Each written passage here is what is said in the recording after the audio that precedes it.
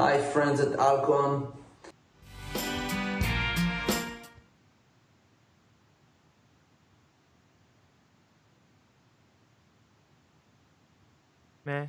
A jinak to nastavení, jak jsme měli včera, to...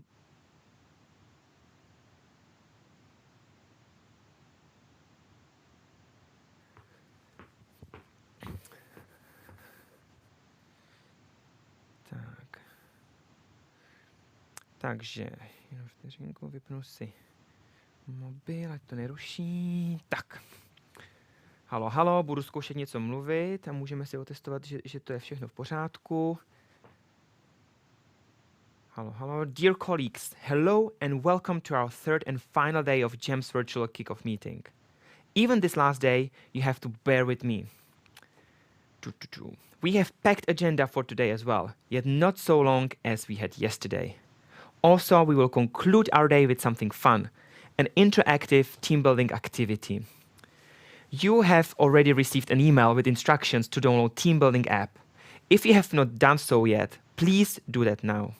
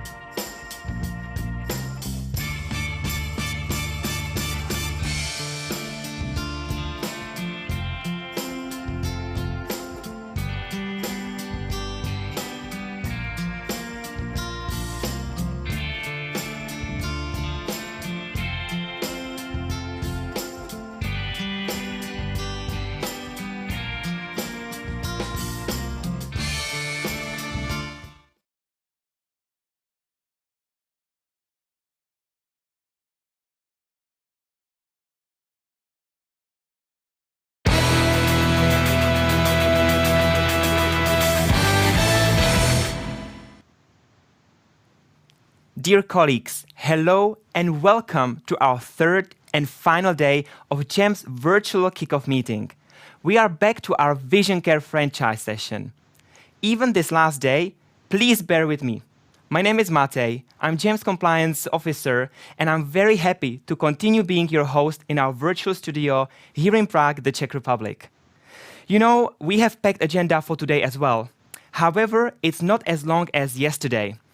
Also, I'm very happy to say that we will conclude our day with something fun. This is interactive team building activity.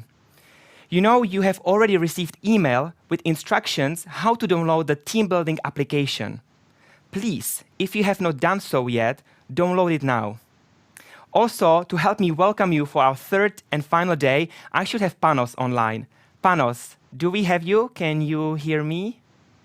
I can hear you, Matej. Can Hello. you hear me? Yes, I can see you. I can hear you very well. Hello, Panos, how are you doing today? I'm very good. I'm very excited. I'm a bit tired. It has been a very long day. So we need to take some rest after it. But I'm very excited. I'm looking forward to the content of today as well. Yes, absolutely. Thank you for this. I mean, Panos, for me as well, it's been 3 days which are full, but I think it's quite exciting. I'm very happy that we meet, although in this virtual environment, that we can share, we can talk to our speakers, we get engaged with the audience. I think it's very important, especially in the beginning of the year. So I'm super happy that we do this. Although, yes, you are right, we have packed agenda. So for me, the most important thing is that we move on today, that we conclude today in a nice fashion and a nice manner. So, Panos. Absolutely. And I mean, I said yesterday we went a very long way. We covered the products, the strategy, the tactics. Together, the focus should be more on execution, Correct. on professionalizing, on how we professionalize distributor management and deal with our distributors, on training. And we have some fantastic speakers with us from IMG. We have Sophie later on. So looking forward to a great session today as well. Yes, absolutely. So I think, Panos, the only thing which is left to say, colleagues, are you ready to kick off day number 3?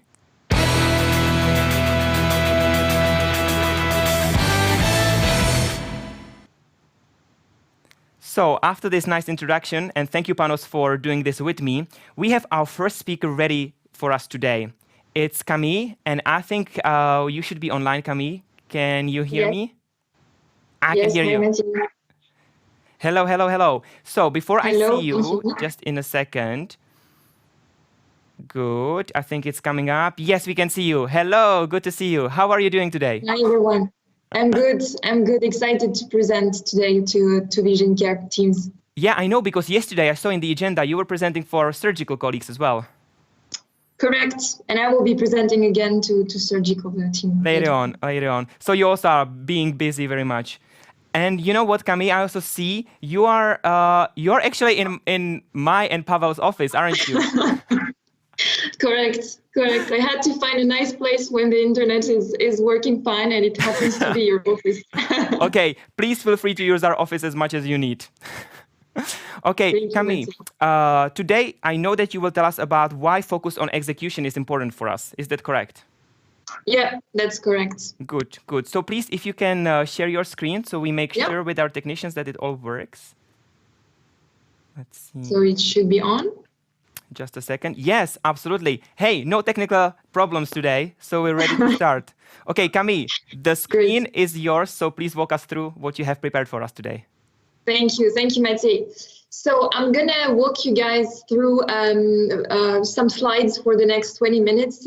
Hopefully we'll have some time for Q&A, otherwise you know how to reach me. So what I would like to give you today in a few slides is how to use the data that we have in the system, what we've been building so far, like how is it useful you on the field as a rep, as a manager, as a franchise head. So I will try to give you some hints, some insights. And of course, if you need to deep dive a bit more later on, you will have the country session, the cluster session that will be happening from this weekend and later on, when you will be able to ask your country-specific sessions. questions. So let me start with segmentation and targeting. So we have been just closing the exercise, I would say, this year, together with the team and you on the field, in most of the countries, I would say. And you know, we have this very famous now principle, go-to-market, that you see on the left, this scheme based on the potential and on the market share. What is new this year is that the category that we used to call maintain is now protect. So I wouldn't say a big change. In a sense, it's the same. But also what we've tried to do this year is to find a bit more, or to find some other ways for some specific markets which might not have the data or didn't have the data in the past. So we've tried to find some solutions for them to gather some data and to have something that is consistent. So you can see, for instance, it happens a lot in OH business, for which most of the time we don't have like clear data at the customer level. So we have tried to base our assumptions on, for the doctors, for instance, on the number of prescriptions to ALCON and the number of patients they have per day. So my message here is we can find some ways, even though it might not fit exactly this scheme on the left, the top one left. We might we might try to find some other ways, but we will manage something. We have a lot of examples, a lot of best practices from all the countries. So please try to collaborate with us, and we will try for a solution. So in Q1 and Q2 2021, we still have to achieve some of the segmentations that you see on the right, which is in Ukraine, for instance, Belarus and Kazakhstan. We have to do the OH segmentation. So we have agreed with the franchise heads we would go through that exercise, and we are counting on you to collect the data in the meantime. So with your precious input, we will be able to build something consistent and very useful for you guys. We have some things also to focus on in South Africa for contact lenses business with professionals, because they are also visiting the professionals and the capacity, and we have also to revise it in Romania. I'm not going more into the details. What I want to say is that the main KPIs, you know them well, because we have had these KPIs already this year in 2020, which are focused on the strategic segments. So the strategic segments, you know them very well. They are on the top, and this is grow and partner. And basically what we need to achieve, and this is where we see the best return on investment, is above 90%, 98% in the last 91 days. So in the last 3 months, you're supposed to have visited almost all of your grow and partner customers. And on the other side, we should focus less or spend less time and resources in the low strategic segments. So I'm talking about reactive and exclude, of course, customers. So it should be less than 10%. We understand that sometimes there might be some new customers, some customers with very specific needs. So this is why there is a buffer here of 10%. What we will do throughout 2021 to continue with this consistent approach, we're going to ask you to continue with the account profiling. So you can always update the data. If you don't know how to do it, please ask our analysts. It is in the account profile. We can always refine the segmentation and targeting if needed. So we had the case this year when, because of COVID, some shops were closing, some changes were happening on the market. So we can do that if it makes sense. And of course, in generally speaking, please collaborate with us to keep the data up to date in the system. So what comes next? When we have most of the data in the system that you guys are collecting, we are providing you with dashboards. And I want to spend some time here in how to find the data. Where is the data? Depending on who you are, what is your role, and how to use the data precisely. So if you go to this go-to/EA Vision Care that you see here, and I'm gonna click on the link, hopefully it's gonna open Salesforce. You're gonna end up like me, cross fingers. Hold on a few seconds. Yes. So you're going to end up like me on this pyramid page. So what I want to say here is if you are on the field, sales manager or sales rep, what we built is for you here. It's called the field analytics. So if you click on this blue part, you're gonna launch and you're gonna land on this page with all of the dashboards that are useful to you. And then if you go to back home, on the top of the pyramid, you have the leadership dashboards, which are slightly different. So they don't go into the details of each and every customer in each and every rep. It is to have, let's say, a helicopter view on things, which might be very, very useful in your case. So let me go back to my presentation. Let's focus first on the field analytics. So this is something that you guys can access on your iPad. This is why I included many iPads, just to get the message here. So the point for you guys, and it has been enhanced, is that you can access these from, on the go, right? So you are on the field and you can access right away in Einstein Analytics. Once again, if you don't remember how to access the demo itself, please ask the analyst and we can show you again how to do this on the iPad. So I would like to focus on three things. The first one is that why should I use the dashboard if I'm a rep? Because it's results driven. So you can correlate your activities with your performance in general. And for that, there is the overview dashboard that you see here and that I'm going to try to open. So basically, you guys are really focused every day, having a lot of calls, 7 to, I think, 10, even more calls, depending on the countries. And then at the end of the day, thanks to this dashboard, you have a consolidation of it all. So you know for the last week, for the last month, for the last 3 months, or even more, depending on the time frame, what you've been achieving and what you've been doing.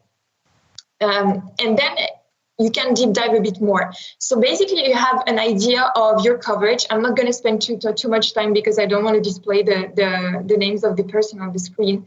But you have the coverage sum up of your segments, which customers you haven't visited.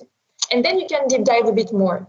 So this is why you can then focus really on the execution. So when you go to the execution dashboard, and I believe this is the first one that has been introduced to you guys, hopefully, and I hope you know this one, is where you can have the data of what are the products that you've been talking about the most, what are the products that you're selling or promoting the most, what are the customers that you're visiting the most, or professionals, depending on what is your focus.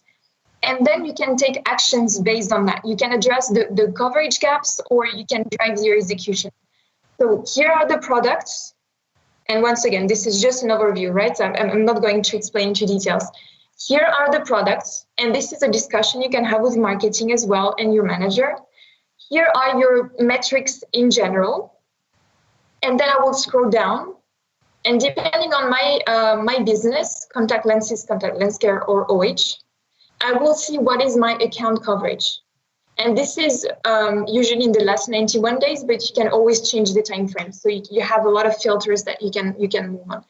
And then based on that, I see the frequency, I see how many times I spend with this customer, and then I see which customer I didn't visit. So I can really take actions and see what is working, what is not. I'm going back to my presentation again. And the last one I wanted to mention, and it's going to be important, I believe, this year with the NPLs, the new product launches, is that you can leverage the campaign's execution outcome. And this is also something that you can collaborate on with marketing. So you have, like I would say, you have some tangible data provided by the system on which you can see clearly what's happening during your campaign's execution. So as a message in general, I think this is something that should be, as a rep, that should be included in your day-to-day activities. So this is really helping you. I know in the beginning it is not something natural. It is not something that is going to come like this as an habit. But I think it's going to come. It's like Excel, right? So when you start with Excel, you don't understand anything. It's complicated with the formulas. You have to learn them. But after some time, it's coming, and then finally you can enjoy the power of the tool. So it's exactly the same with Einstein. Maybe you're not specialists yet, maybe some of you are more advanced than the others, but it can really bring something to you guys. What is your responsibility? Of course, is to provide like the data, like accurate data. Without it, it doesn't fit the dashboard, and then it doesn't give you back the results. And if you're a sales manager, this is something, a national sales manager, a regional sales manager, this is something that you should include in your habits during the sales meeting, if not yet. And you also have an accountability on the data, on the follow-up actions. If you see some gaps, what can we do? How can we address that? Do we need to help the rep? Do we need to refine the segmentation? And then you have also a responsibility on the feedback to your reps. So you know this field coaching report, that is the double visit, and you have the responsibility to provide that to your rep. Now I'm going to move to the leadership analytics. So as I said, this is more a kind of a helicopter view, and it allows you, I would say, mainly three things. The first one is to get the quick insights on your commercial teams, so on their activities and performance. So you have 3 tabs, and you see them on the screen. I hope it's not too small. You have 3 tabs, which are the fieldwork resource allocation, and sorry, it's 2 tabs actually. And the second one is the capacity management. So basically, it's a consolidation of all the countries that you have, or the country that you have, depending on your position. And it gives you a quick insight. And you can see directly you can compare first, so you can make a benchmark, and you can see directly where we should focus our efforts. The second one is you need to ensure the upskilling of your teams. So the same as field coaching reports, you need to ensure that we provide the right tools and the right feedback to the teams. So you have also a tab there on how many reports, how many times they've been coached, and what are the feedback to them. And the last one is tracking the progression on the new product launches. So you have also a tab that is also a high-level one that gives you a hint of what's happening on the market and helps also marketing to have some insights. So my recommendation would be to embed these dashboards into your business reviews. And then you can take actions to address the gaps and needs in general. So it's not just something like you are compelled to do, by management or whatever. This is something you can access yourself. You have all in the franchise heads or the NSMs in this call, you all have access to these dashboards. If you don't, drop us a message. And you all can retrieve this information yourself. It's just every day refreshed, and you have the freshest data. So here is an example of the trackers that I am actually sending on a monthly basis. So from this exact dashboard, from this intern leadership dashboard. So this is something actually that is not like rocket science for you guys. As I said, this is something you can extract yourself. And then you can get 2 things. You can get the quantitative data, so the number of activities, the type of activities, but you can get also something very qualitative, that is the coverage. And that is as you can see, that is very visual. I mean, you know them, I guess, but you have the colors, and straight away you know where to focus. So that is the message I wanted to give here. I want to give a message on the second tool that is Picture. And the usage that we have. So we have Salesforce for the analytics, for the power of the analytics, for the data in general. And then on the field, to empower the reps, we have Picture. And as you can see, these are actually the number of activities by country 2020. So that's a full year in GEM by country. And the objective for 2021 is not different from 2020. That is not something you should discover, is that we should have at least 80% of our calls reported with materials. And I think the blame is not on the reps, or it's a collaboration. So I think the message here is like a team effort. Sales and marketing, we should root cause why we have the red here, which is like all the calls are without Picture. So I know some countries, the point is not to point some countries here, to finger point some countries. The point is to say we have some red, we have a lot of yellow as well. We want to reach that level of usage that is closer to the green is closer to 80%.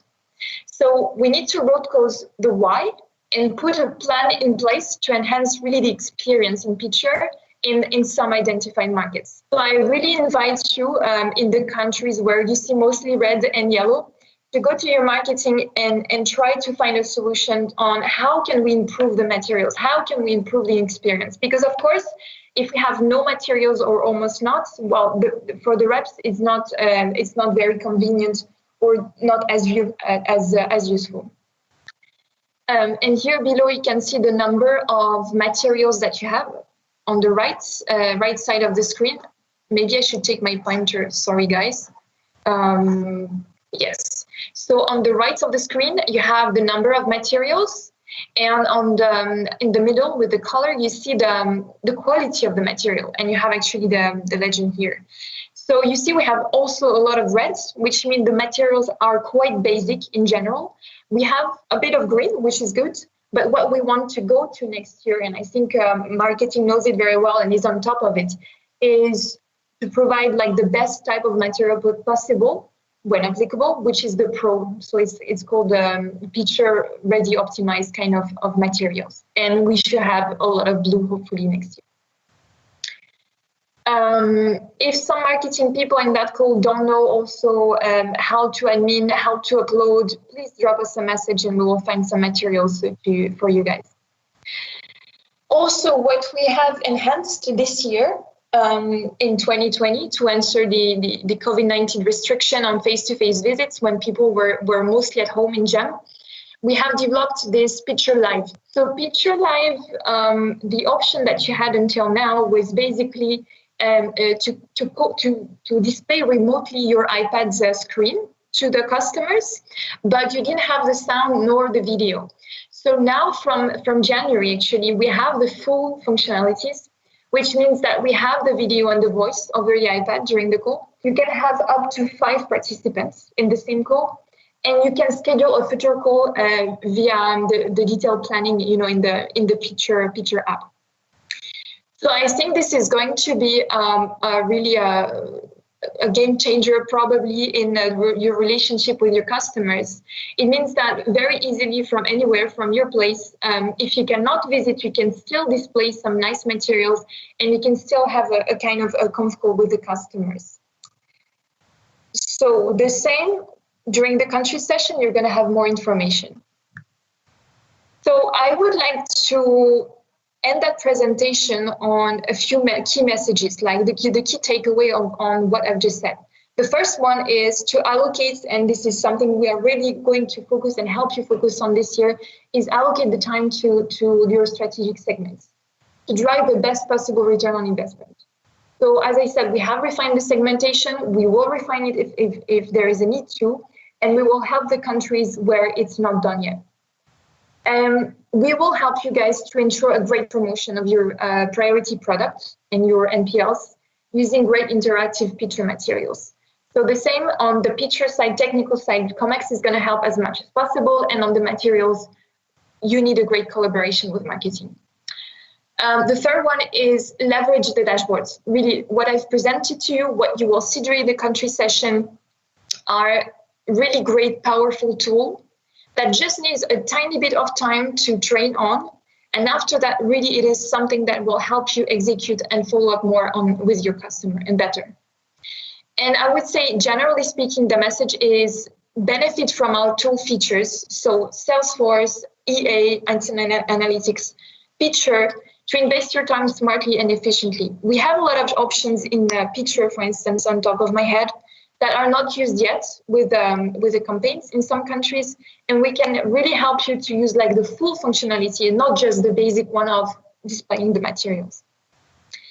I want to say a few words on something that is going to be launched this year that is called the Field Advisory Board, where we will have one national sales manager from GEM that is going to represent our region that is going to participate into global calls, like quarterly calls, to help us. When I mean us is commercial excellence, understand better the field force reality and increase the system usability of our tools. So there are going to be some sessions. We will try to make as much feedback as possible. And I want to introduce you who was the nominee this year. It's Tunde Bagi from Hungary that is going to represent us. And we are very proud because Tunde is someone that has a lot of ideas, demonstrated a lot of ideas on our tools. So congrats, Tunde, and thank you for taking that role. I am coming to the end of my presentation. What I want to mention is once again, your deep dive sessions are going to be to allow you to ask the questions on specific tools. So if you have some questions right now on top of your heads, please write them down and ask them to Jeremy, Rolly, or myself during the cluster session. And also something I would like to remind is that most of the materials that we are sharing can be found here on this link. So I hope this presentation is going to be shared with you guys. It is on SharePoint, the Global Commercial Excellence page. That's all for me. Camille, thank you for your presentation. I can actually confirm that the presentations will be shared. Also, the recording of our sessions will be shared with all of our colleagues in 2 weeks. So this is all available. You know me, and we've worked together before, and I'm a huge fan of Pitcher and Salesforce.com because I really believe that it simplifies the way we work, and it also helps me from compliance perspective to make sure that we have that we check all the boxes that we need to check. We've worked on the sampling management project. We've worked on the data privacy project. So, I'm fully on board, and I'm very happy how this kind of tools merge our functions together and how we can make sure that we work together in simplified and unified form. So thank you for this, Camille, and thank you for being with us today. Thank you, Matthew. Okay, thank you, and enjoy the rest of the day in my office. Hey, colleagues, we are moving on. So let's see what is next on our agenda.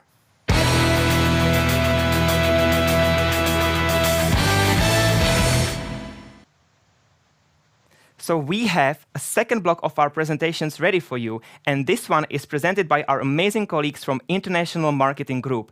And first speaker is Stephanie. Stephanie, do I have you on the call? Hello, Stephanie. Nice to see you.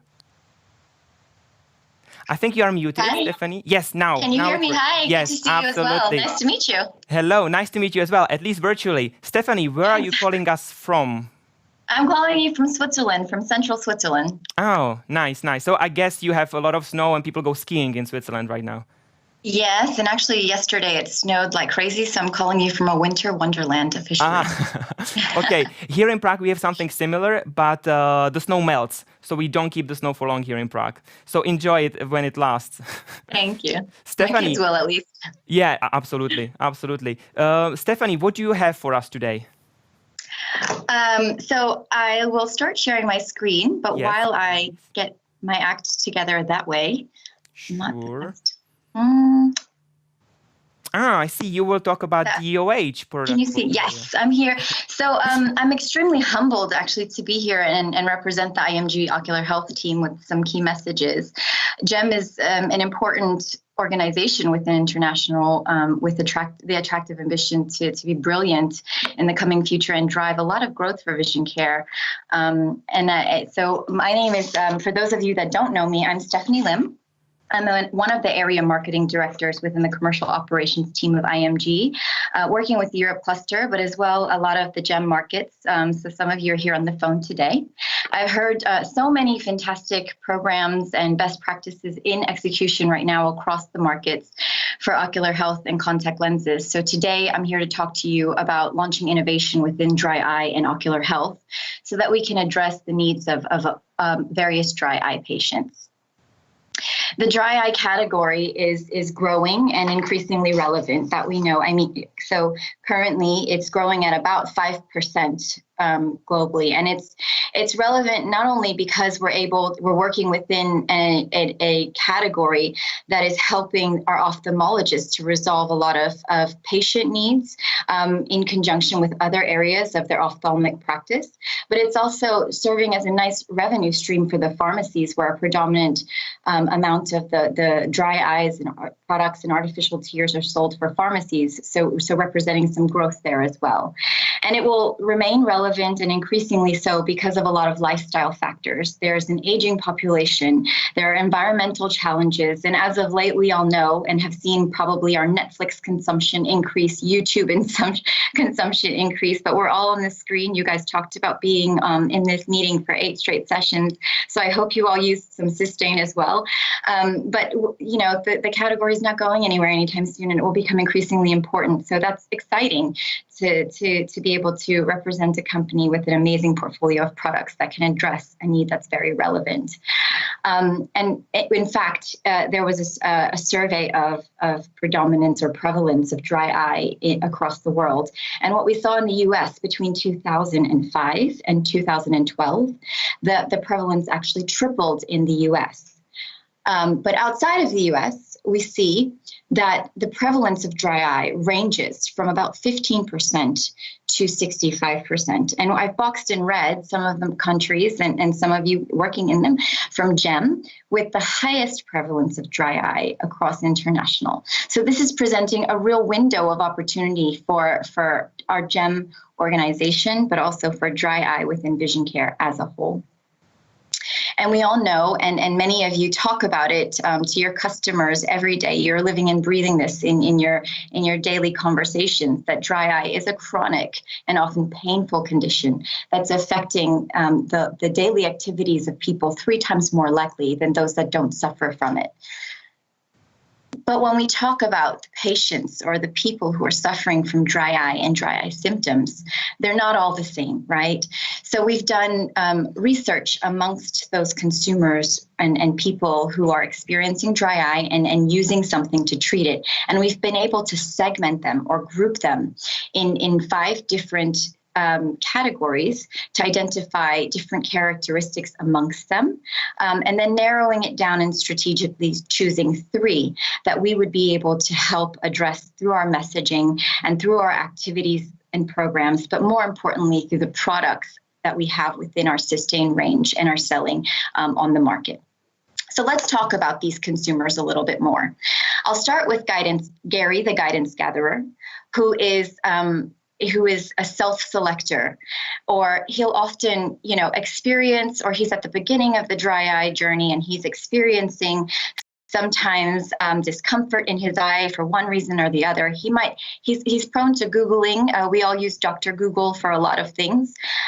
So he'll do a little bit of research on why is my eye feeling dry, or why do I have tired eyes, or why does it feel like there's sand in my eyes? And then eventually he'll go to the pharmacy most likely and then self-select.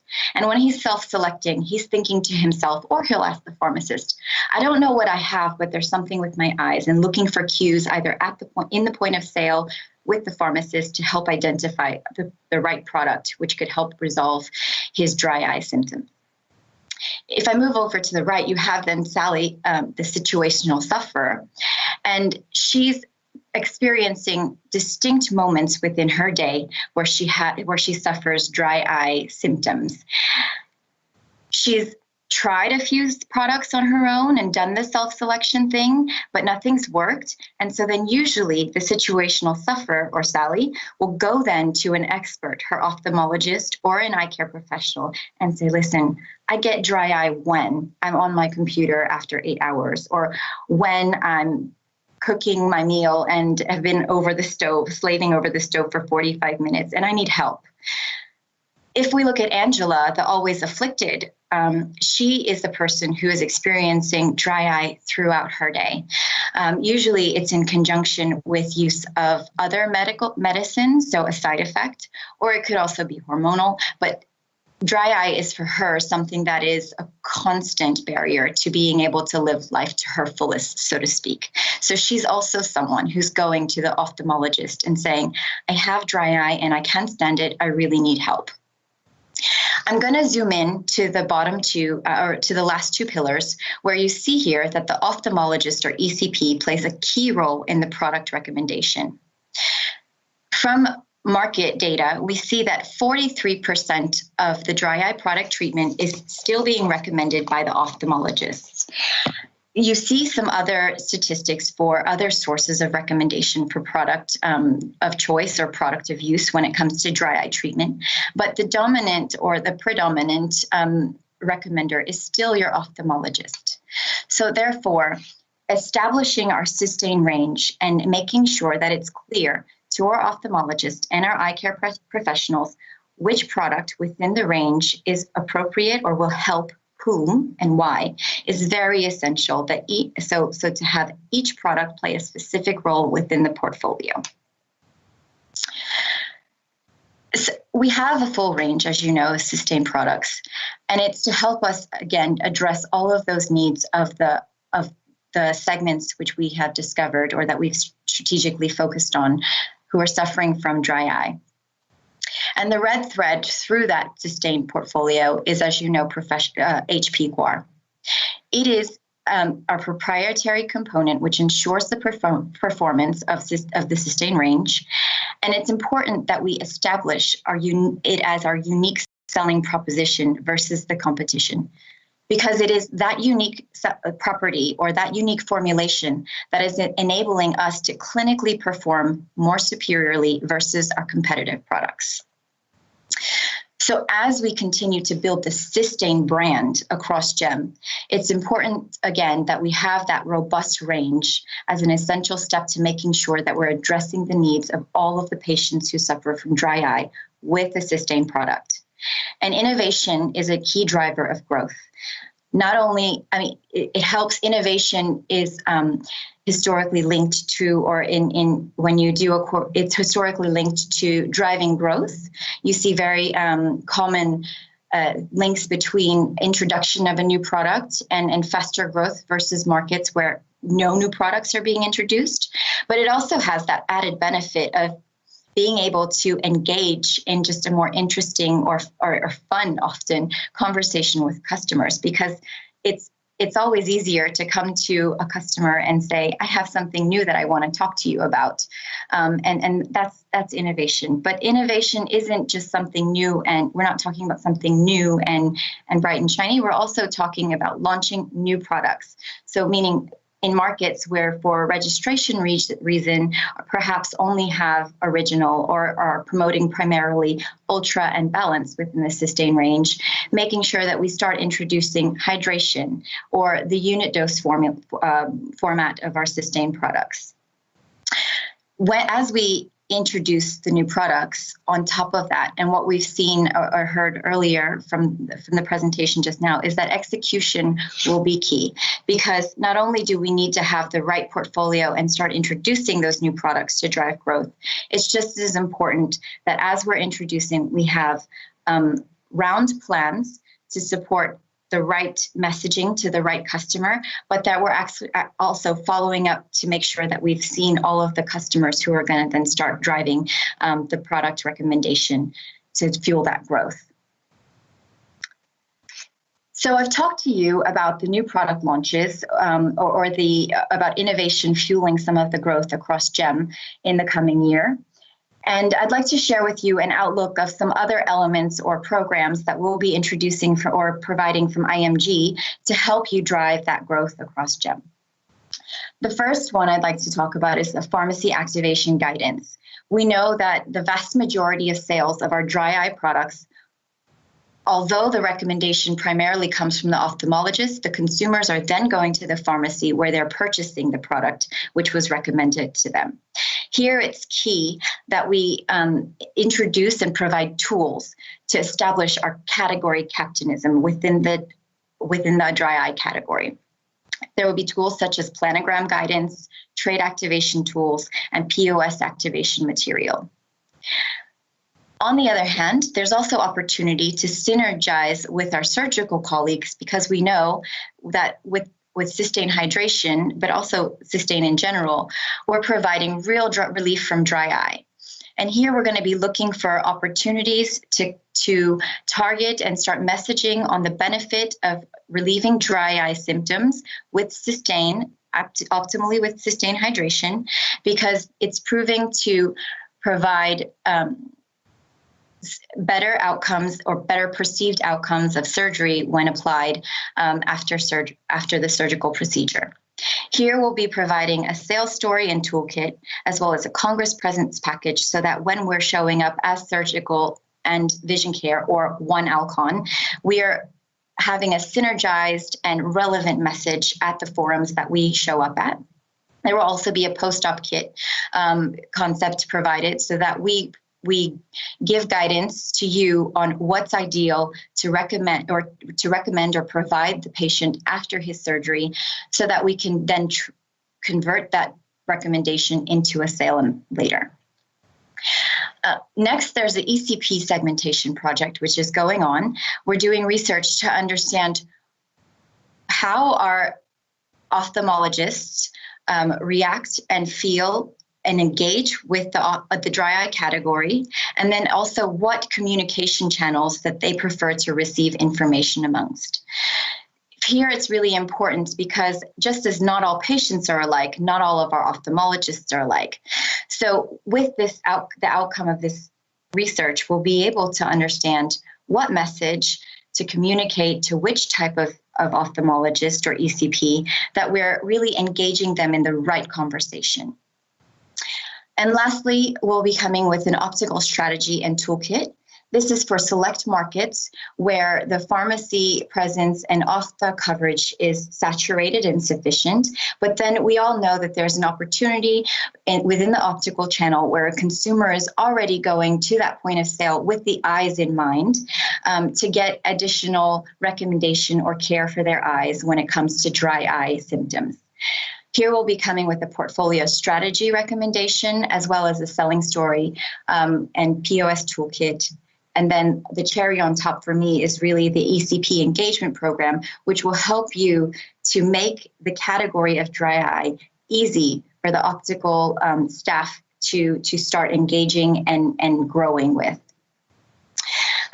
So that's in a nutshell everything that we're looking to introduce over the coming year to really elevate our category captainship within the dry eye category for ALCON and the Sustain brand. When a customer is thinking about dry eye or the opportunities within that category, we want them to think, I need to call ALCON because they're the ones who know how to help me, and they're the ones with the right product to help provide my patients with that real relief. With that said, I'm looking forward to partnering with you guys or some of the markets and through IMG in 2020 and 2021 and beyond to see that growth and hear stories of success throughout GEM, but also to start lifting some best practices to other markets around the world. I've already heard of some great best practices over the course of the meeting, and so I'm looking forward to what the future brings. Thank you so much. Stephanie, thank you so much for your presentation. It was really great to have you here with us today. Thank you for sharing what you have for plans for DOH. Thank you, and greetings to Switzerland. Thanks. Bye-bye. Bye-bye. Bye-bye. Colleagues, we should have another amazing colleague online with us from the International Marketing Group. Valentina, are you with us? Yes, I am. Hello, Valentina. Hello. Hello, hello. Just a second. We will put you on screen. I can hear you well, and I think we will see you in a second. How are you doing this afternoon, I think I can say? Yeah. It's afternoon here. I'm good. I'm good. I was waiting for this presentation, and it was great to be invited from the team, and it's great to be here. So I'm looking forward to share contact lens objective for 2021. I'm very happy to hear it. If I am correct, you will talk about Precision One, right? Yes, I do. I will talk about Precision One and the core business. So I will cover most of the entire portfolio. Yeah. I love that, and I'm very happy you're with us today. So please start sharing your presentation so we make sure it all works technically. So yes. Good. What is it? I see you're also calling from the office. Yes. Well, no, actually, it's not. Let me know when you see my screen. We see it. Actually, It's not ALCON office. I'm in Milan and I'm calling from my parents' office because there is still some sort of lockdown here, so we are not really allowed to go to the office. Very good. Okay, Valentina. So I'll let you tell us what you have in store for us. Thank you. So, good afternoon, everybody. I'm Valentina Soldavini. I'm the area marketing director for contact lenses, and today I will talk about maximize Precision One results while growing on a core business. So, before going into the details, I just want to introduce myself because I work with many of you, but I'm new to this role, so I want you to know me well. So I'm Italian, as you can see, as you have understood. I'm married. I have a little baby, and I've worked in FMCG company, mainly in marketing and also in sales. And in 2014, I joined ALCON. Initially, I started my experience in Italy, but then I moved to EMEA, and I've worked on many brands and many campaigns, as you can see here. And I joined the international team in 2020. But let's move to the core of my presentation. And today, I want to reinforce a message that has been already passed regarding the main 3 key objectives for contact lenses for 2021. So I want to go through them one by one, focusing on the action to take, especially on the different accounts and the different strategies we are having for 2021. The first imperative is to have a clear picture of the daily disposable portfolio that you have and focus on the right strategy per each account. So we will see what to do and how to approach the growth and partner accounts, and we will enter in the details of the campaign that you have already seen in the past days with the rest of the team. The second priority is to win in weekly monthly category, and I know that weekly monthly is one of the most important categories for some of you. Therefore, I want to focus the message here on definitely continues to launch Aeroptics Plus Hydroglide family and conclude this launch and accelerate the migration from the IMA lenses to the SiHy lenses, because this will help us to gain new fits and to have the full portfolio and the full family ready to be sold. The third point is focus on the execution. We saw something already with Camille, and I want to stress even more how it's important to leverage the international toolkit and how it's important to use what we have and focus on the execution and focus on and use all your resources to drive what you have in your portfolio. So focus on high quality calls and training. I would try to use a story here. So actually, I was thinking if someone would offer you a house that is brand new, completely furnished, and you can use it without spending any money. My question would be, would you focus your resources in developing your own house, in developing your own apartment, spending energy on and money on this, or would you use what someone is offering you? So actually, we are finding in the same situation, like IMG is producing very high quality materials, and our recommendation is to use all your local resources in using what is available and execute at the best. But we will go more deeper in the details of this part. Let's enter more into the 3 key strategies, focusing on the first one that I said is mainly on the daily disposable category. Here, I think we need to have in mind 3 key questions. The first one is, who is our target? So who is our account? So who are we talking about?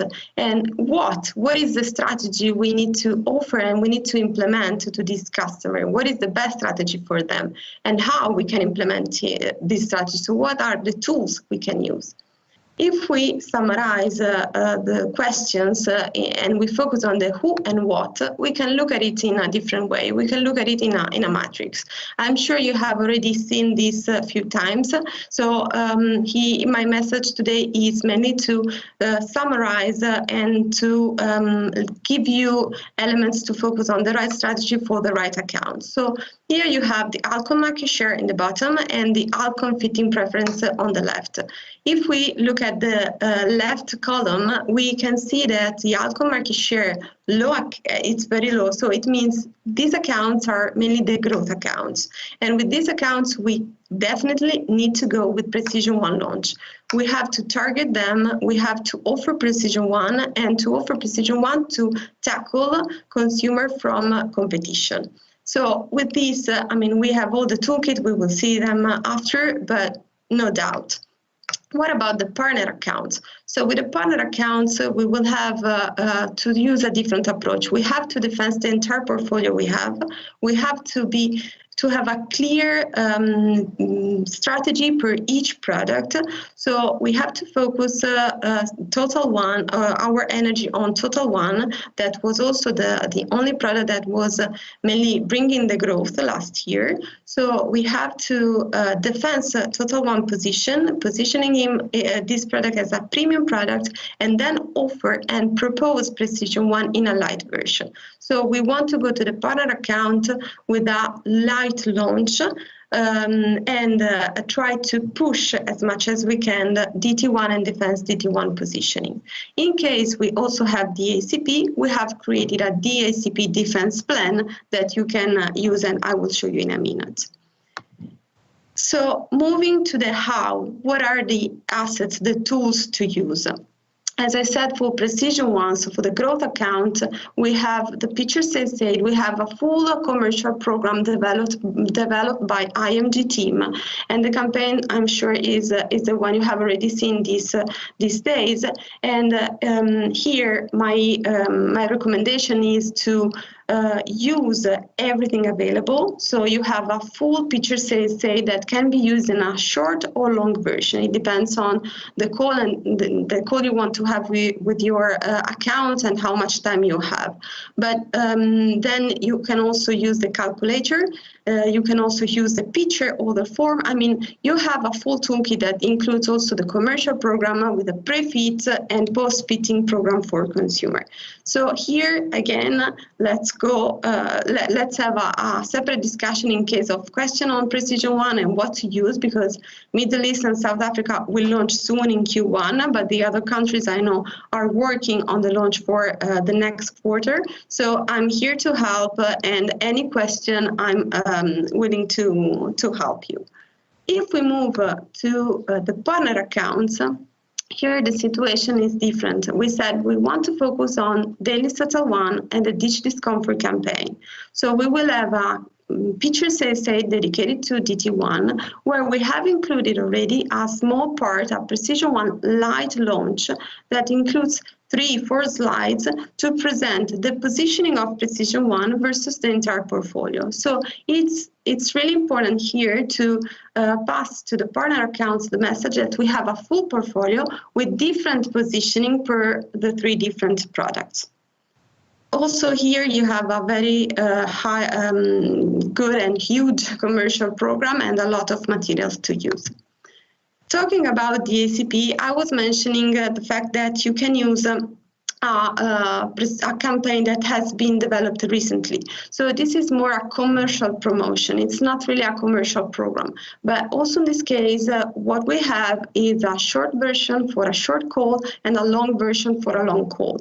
Here you will see that we have key messages for the ACP, and we have mainly the commercial promotion. But the IMG team has developed materials to support and to defend this product and to reduce as much as possible the cannibalization.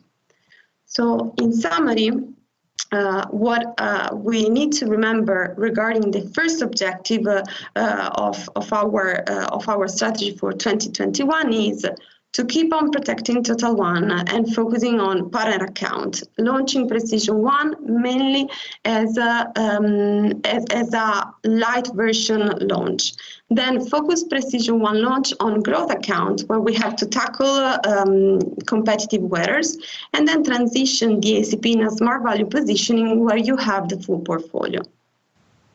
moving to the second priority of the year is win in weekly monthly category. So here I have taken a few numbers from a market research where I think highlighted the most the importance of the weekly monthly category. So 38% of spherical new wearers start with weekly monthly style lenses, and the most used branded lens for new wearers is Aeroptics Plus Hydroglide. Therefore, my message is remember to gain a new fits with Aeroptics Plus Hydroglide using everything that is available at IMG level. We have many campaigns available, my first lenses, family campaigns.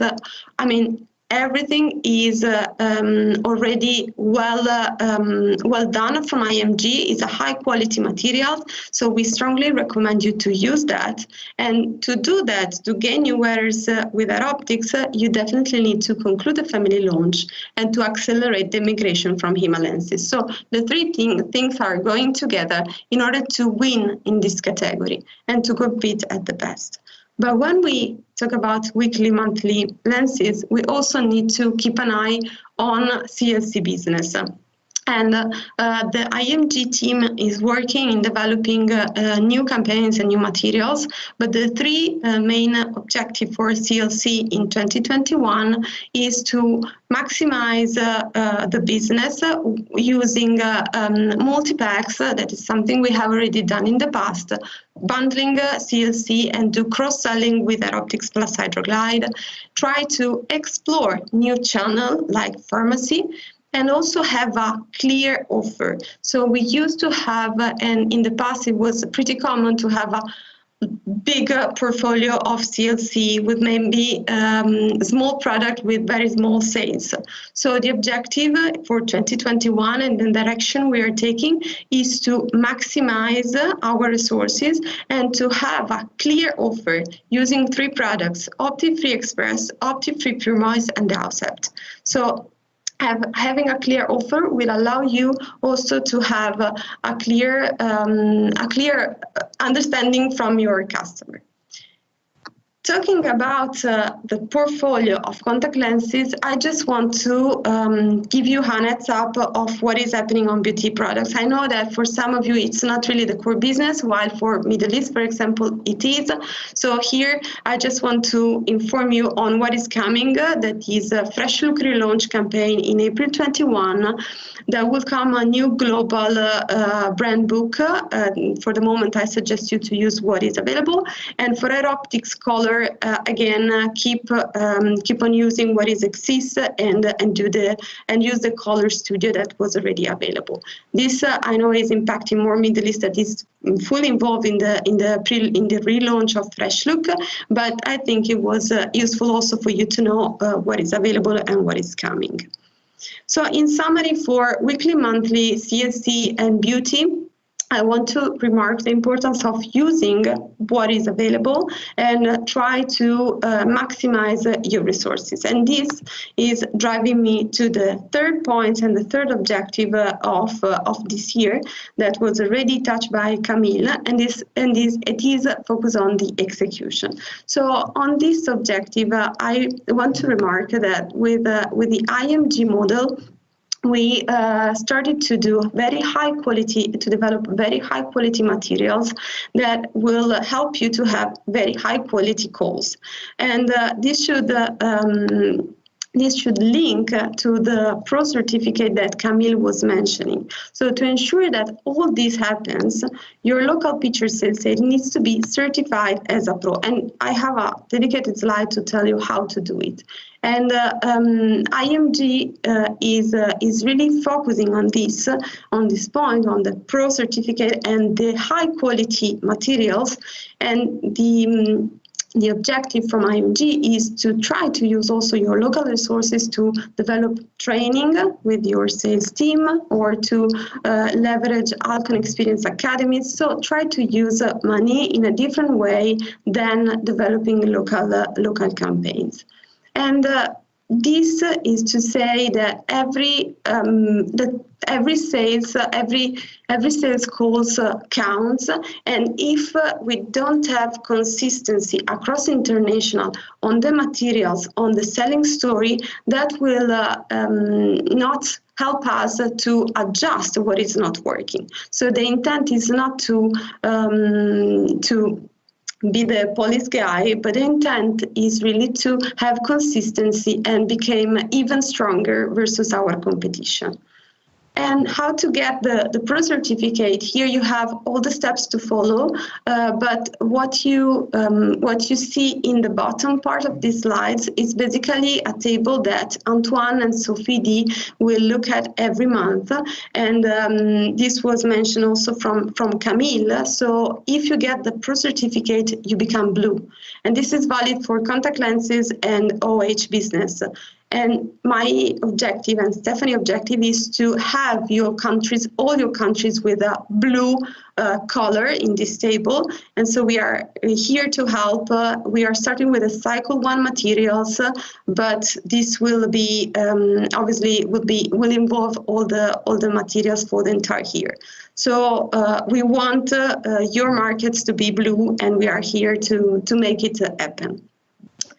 In conclusion, after the 3 main objectives that we touch base, that are concentrated on the right strategy on daily disposable and have a clear picture of the portfolio and the accounts you have to offer the products and the right strategy for each account, winning weekly, monthly, keeping an eye on contact lens care and beauty, and then focus on the execution. I want to conclude my presentation with a master plan and an innovation message. So here is what is going on for the next 2 years. You have Precision One that, is already in plan for 2021 for almost all of you. And we see in 2022, we will have a total 30. Is still under discussion if the launch for some of you will be in Q2 or Q3. Anyway, what is sure is that it will come in 2022. And this will drive all of us to have a full ALCON portfolio with the 3 pillars: smart value, lasting performance, ultimate care, and a precise strategy per each account and each consumer. So for example, here you can see that for Precision One, we will start with winning with switchers. So we will use Precision One, as we said, to tackle competitive wearers, but then we will use in the future Precision One also to gain new feeds. What about Total 30 is that we will start to use Total 30 to win new wearers and switcher, and then we will focus consumer target more in the win with switcher for the future. So, with this picture, I wanted to put some enthusiasm around the launch of Total 30 and the innovation portfolio for the contact lens business. And I want to thank you all for the attention. Valentina, thank you for your presentation. You definitely got my enthusiasm going. So thank you for being with us today, and thank you for joining us at our GEM kickoff meeting. I wish you a great day and greetings to Italy. Thank you, you too. Okay, bye-bye. Colleagues, we are doing very good with the time, so we will take a short break, but please make sure that you refill your cups with coffee or tea and are back in around 12 minutes because we have amazing guest speaker ready for you just after our break.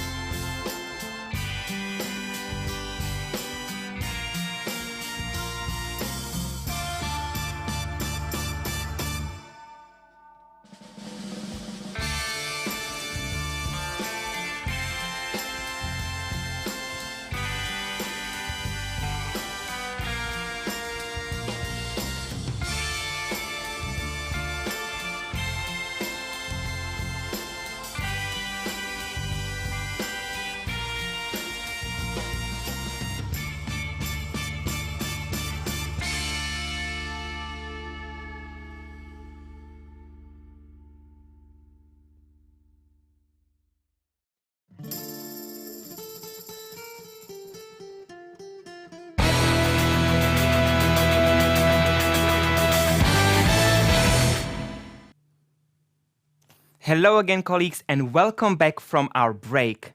Colleagues, please stay tuned with us and keep your energy level high because our very special guest speaker is ready for you just in a second.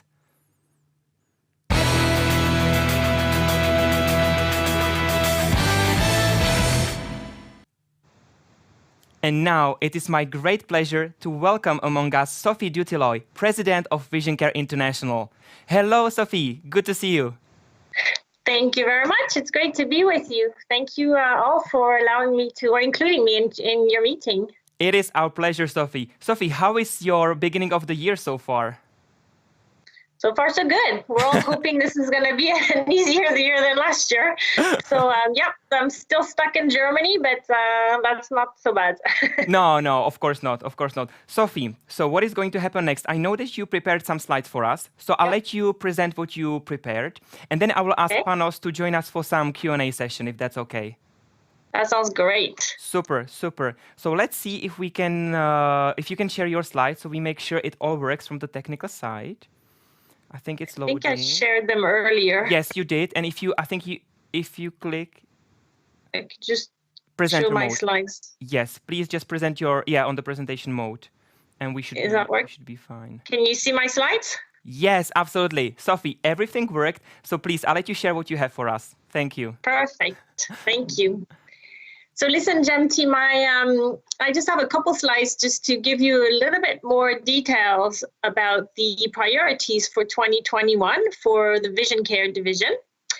So the first thing to mention is that, as all of you know, it's going to be very difficult for us to predict how the categories will grow. But the good news is in Vision Care, we don't need the categories to grow to achieve our financial objectives, because our number one goal this year is to increase market share. In most markets, we have a lot of share to gain.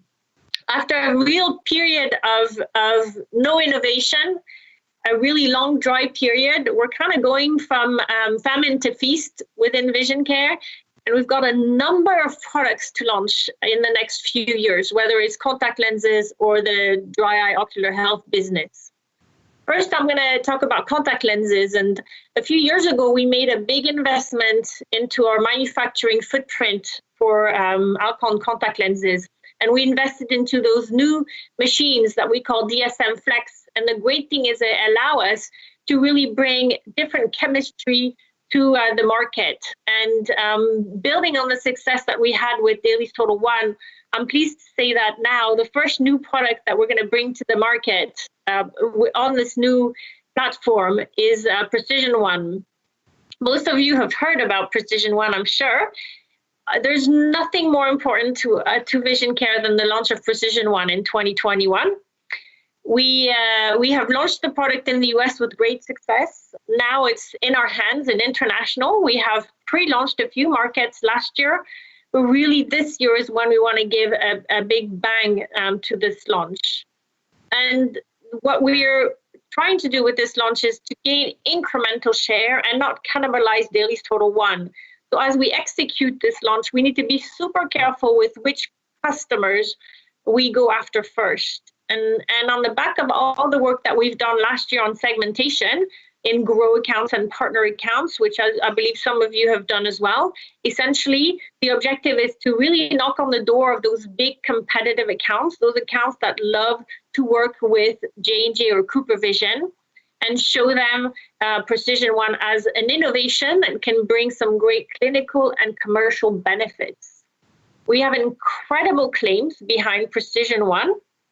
We're going to be targeting in particular Moist from J&J, which is a lens that's being fit quite widely still, and it's an old technology. We have some very strong claims against Moist of 5 times preferred, superior end-of-day comfort, and superior moisture lens stability.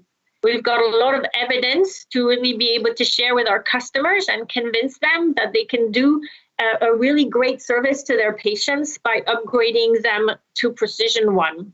Commercially as well, we have priced this lens to ensure that it generates stronger, really better margins as well than our competitive lenses. So I'm excited to see what the GEM team can do with Precision One as well, and how you're going to be able to manage the portfolio based on how you're segmenting your customers. So really our number one priority is the launch of Precision One. The second priority is for our Sustain business. And Sustain is a really large business in GEM, particularly in the Middle East.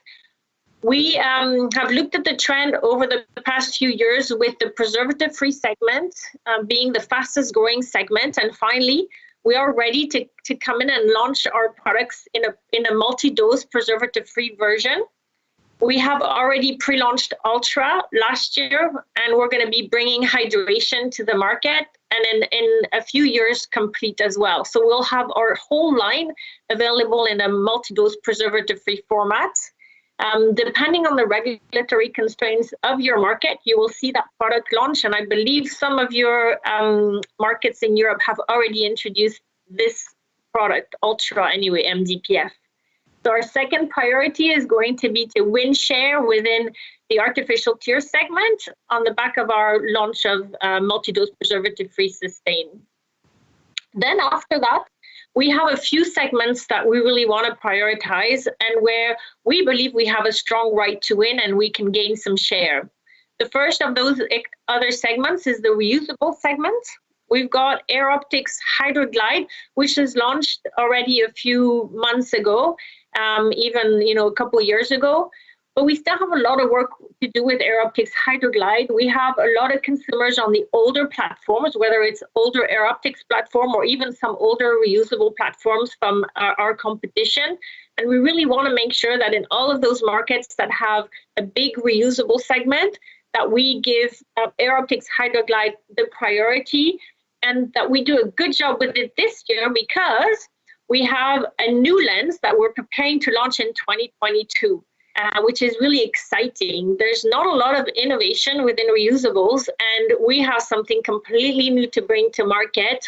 The second new product that we're going to be launching on the platform I was telling you about earlier, this DSM Flex platform. So for all of you big reusable markets, make sure that you give Air Optics Hydroglide a good push this year. Also, within our Sustain family, we have Sustain Complete, which we're continuing to roll out across GEM. And in all markets, I know in GEM, a lot of the markets are prescription markets, and that's fine. It works well as well. In OTC markets around the world, we also know that we have a real good success advertising Complete with a campaign called the Unstoppable campaign. We've had incredible results behind this campaign, and one of the objectives that we have in international is really continue to invest behind the Unstoppable campaign to grow Sustain Complete, which is a very differentiated, quite unique product within the Sustain family. And finally, perhaps relevant to the Middle East or some markets within GEM, we are working on reviving our beauty offering. The beauty segment, the contact lens, beauty segment in Asia is booming, is growing. It's a very crowded and fragmented market with a lot of local players. And we are working with a partnership with a company in Asia to bring some new innovation to the market and working on really how we can best drive our growth within that segment and differentiate ourselves. So we are working on that this year, and with that success, we'll hope to be able to roll out where appropriate within GEM as well. And finally, we're really focusing on partnering with key big retailers in all of your markets and all across international. Historically, with ALCON, we've done a better job, I have to say, with these independent customers in contact lenses, the one that are perhaps more clinically minded. What we want to do is we want to win bigger share with those big retailers, customers that may be more commercially minded. So in addition to really be able to refine our message clinically and to explain the superiority of our lenses, as I mentioned earlier, we really want to make sure that we've got the right package commercially. Those big retailers see a benefit to working with us. So those are the four things behind our plan to win share in 2021. So we need to do those four things that I just explained. So this is more of the what we're trying to achieve. And then I'm going to tell you how we believe that we can achieve this. So we can increase market share by sharpening our competitiveness. And those are all of the internal things that we're going to be focusing on to make sure that we're better as an organization.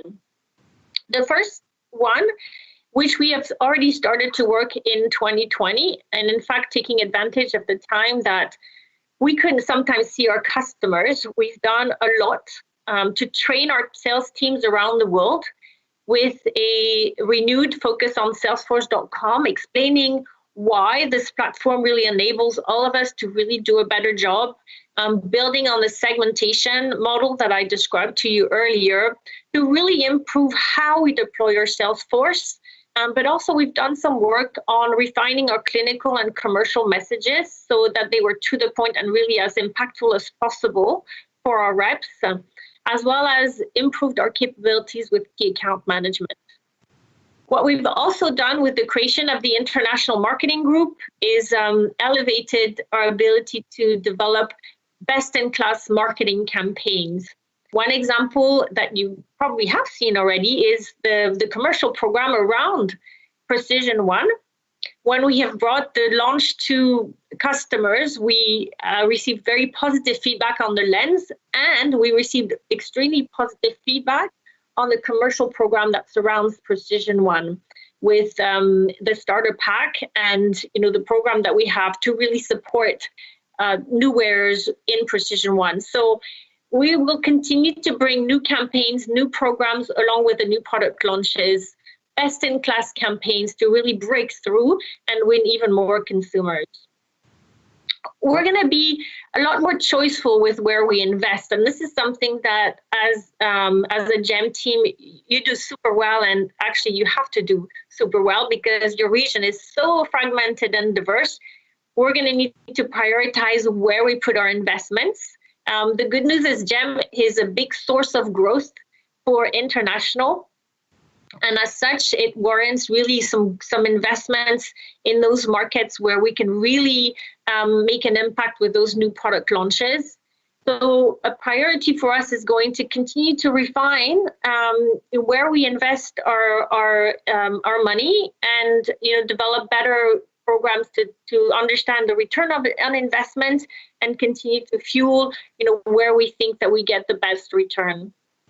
I mentioned the big optical retailers earlier, and if even in the pharmacy business for dry eye and ocular health business, we work with big commercial companies that, again, need us to show up as a really strong eye care specialist that understands, shopper behaviors, category management, and how we can work together to really help them improve their business.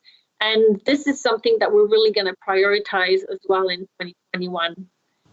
Finally, we have an opportunity to evolve our model towards more of an omni-channel approach. And what I mean by this is that if you put our consumer in the middle, we need to work with our customers so that we use all the different channels that are available to reach that end consumer, and really leverage the power of the internet and digital to help, either gain more contact lens wearers, inform them better, retain them better, reach out more people who use dry eye drops, perhaps, make them more aware of their condition and of the options that they have. So really unleashing the power of digital is going to be really important for us, not just for vision care, but actually for ALCON as a whole.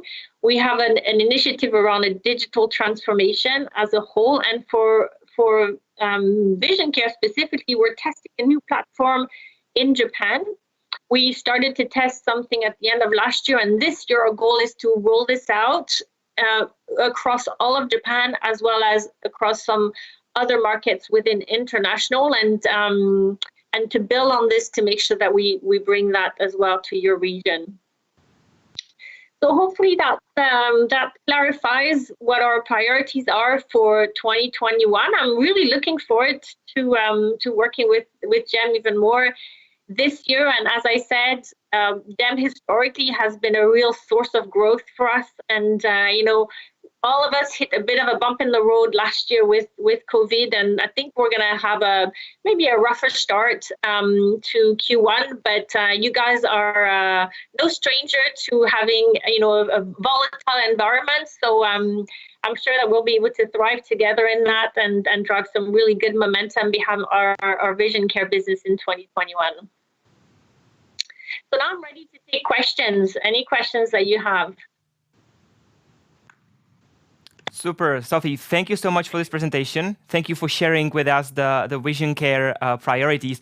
Also, you mentioned that Jem is the source for growth, and we have a recurring theme this kickoff meeting. Actually, we're trying to put the G back to Jem, so we're putting back growth into Jem. So I think we're all aligned, with you, with Jem on the international level. It's very nice to hear. And now I think we should also have Panos ready on the line with us. Hello. Yes, hello, Panos. Hello again. Hi, Sophie. Good to see you. Hey, Panos. Nice to see you. Good. Panos, so I will let you lead the way because I know that you have some questions for Sophie as well.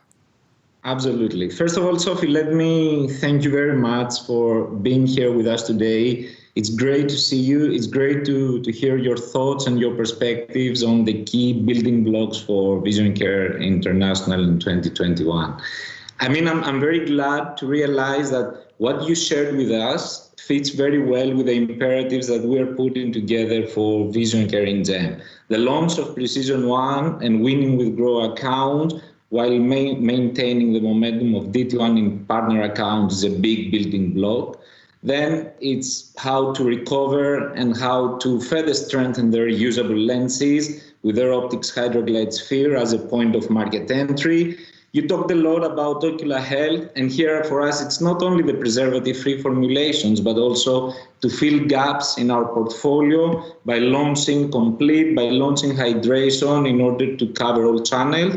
And then finally, the fourth key building block for us is how to drive execution and make sure that we stay close and win with our customers, with our partners, with our distributors, in order to deliver the growth that is expected from Jem. So very glad to see the overall alignment.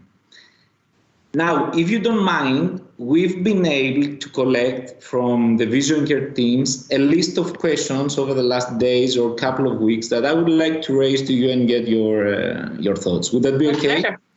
Very good.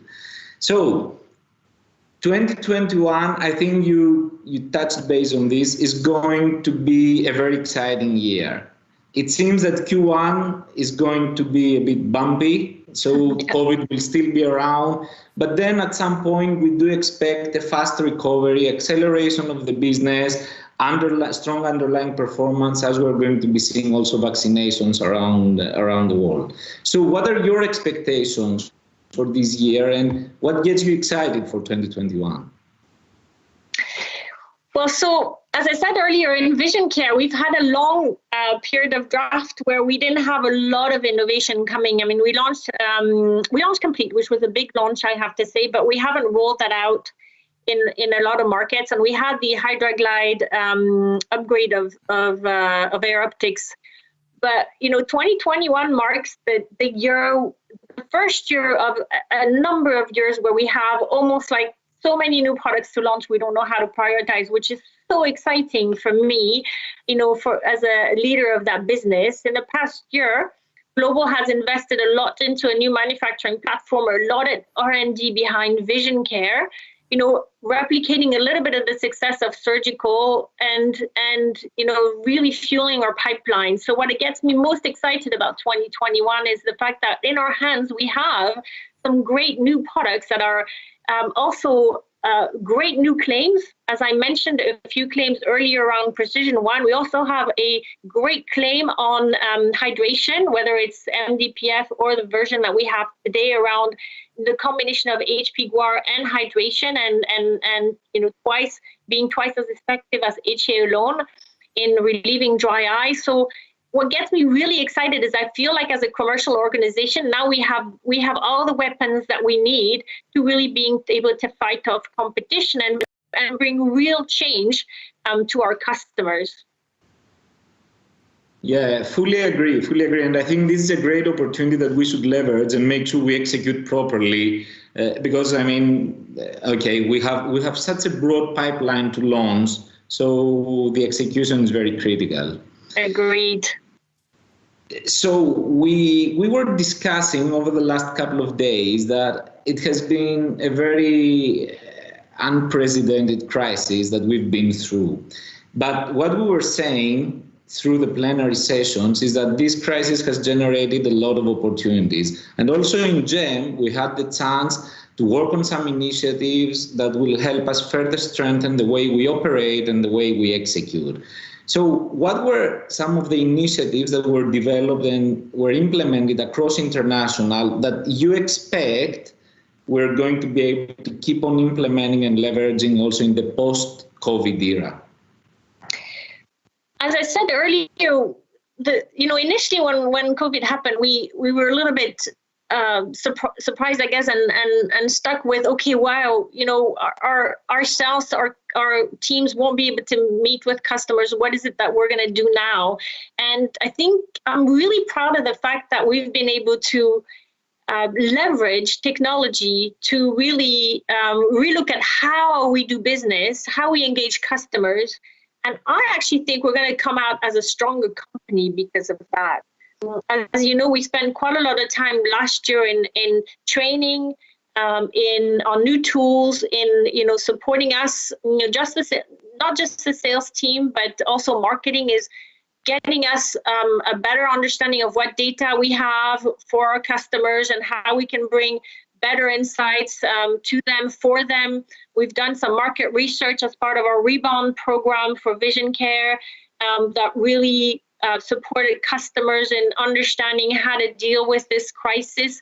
I think in a way it's brought us a lot closer to our customers, and it's really supported us in developing new tools that I think will help us engage with customers better. Because before, we used to always think of the sales rep visit as kind of the one way that we had to work with customers, or the key account meeting where we'd all need to go and meet with them face to face. And now we've introduced Picture Live and remote calls and virtual calls with big key accounts. We have so many opportunities to connect with them in different ways. I think that's going to be a really exciting change for the future. Yeah, very true, very true. I fully agree. And I think this was a very good opportunity to give us the right tools to increase the share of voice without necessarily being physically present, without that meaning that the physical presence is not needed. This is always going to be essential, but developing e-learning platforms, reaching out to the pharmacies, I think this is something that came and will last for several years. Totally agree with you. So one question that came was, we've seen COVID hitting differently, both in terms of magnitude, but also in terms of timing, the world. So we've seen that China might have been hit first, but then we had Europe going under severe lockdowns. So I guess there have been some countries international that they managed to recover and rebound fast after this extra heavy shock that we received. What were the main drivers of this fast recovery? So what were those countries and what were the main drivers of this recovery that you've seen? So first of all, in general, it seems to me, I love your perspective, but it seems to me like things are different than they were in the second quarter of last year, when initially all the governments went into lockdown and nobody really knew how to deal with this thing. And we saw a huge impact on our business. After that, through the subsequent crises and the one that we're going through now, it almost feels like, okay, we're getting used to this and we know how to deal with this better. And we've put things in place like direct to patient shipping and things like this that really help the business continue now, not to the same level, but still we haven't been impacted as hard of late as we were in the second quarter. And I think that's true in GEM as well. The only market that managed to deliver growth over year last year in vision care was China. And China was hit first very quickly. They took some very drastic measures as a country and they recovered. But also for vision care, a lot of our business moved online. We already had an infrastructure and China was already a very, very big online market. It's actually not such an ECP-driven market. It's more of a consumer direct consumer market, which has its challenges, I have to say. But we have seen them recover very quickly because of the fact that a lot of their business is online, and because of the fact that as a country they managed to very drastically put measures in place and recover. In general, countries, some countries in Asia, like Korea, for instance, have tended to, or Singapore, or those kind of countries that put really strict measures in place and recovered quite quickly from COVID, also recovered more quickly from the business impact. But I have to say, in general, we were all impacted, and I think we're all learning to live with it. I wanted to mention, as I'm speaking, I'm thinking of Brazil, and the reason why I'm thinking of Brazil is because Brazil was heavily impacted by COVID, and in fact, they were one of the most impacted country. And if you look at the surgical business, they in Latam and particularly in Brazil, they've really struggled throughout the year. Now, what our team in Brazil has done is they just happened to turn one of the biggest customer in Brazil, Grand Vision. Grand Vision was always a big J&J account in Brazil, and the team there managed to strike a new partnership with them on the back of the launch of Precision One, but also on some programs behind Air Optics, because it's a big reusable market. And in the end, Brazil was only, I think, about 5% away from their target last year, which is, considering the impact that COVID made on the market, they had an incredible year. And that's all due to the fact that they were able to find new business opportunities and to win share with this really great partnership with Grand Vision. Very nice, very nice. Thanks for sharing. Very, very insightful.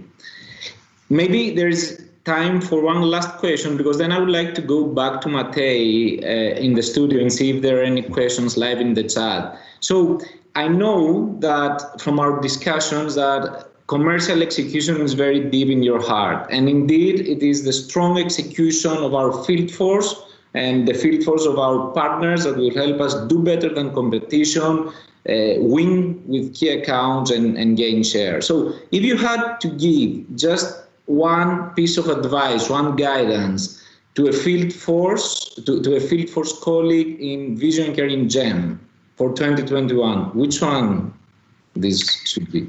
Well, first, I would say that there's nothing more important than that relationship between the sales force and the customer. This is where magic happens, and the thing that can advance our business is if our sales force is able to convince our customer to reach for an ALCON lens or for an ALCON artificial tear instead of that of a competition. And the one thing I would say is keep focusing on the customer despite all these disruptions.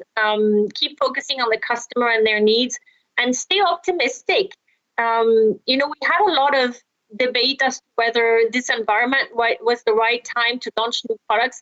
I actually think it's a great time to launch new products, because customers also need reasons to bring their patients into their business. They need reasons to carry on the relationship and the work that they are doing with them. And I think, bringing innovation in a time like this, innovation that supports our customers as well. So when we did the Rebound project, we were really keen on making sure that we provided great insights as well to customers to help them continue to build their business.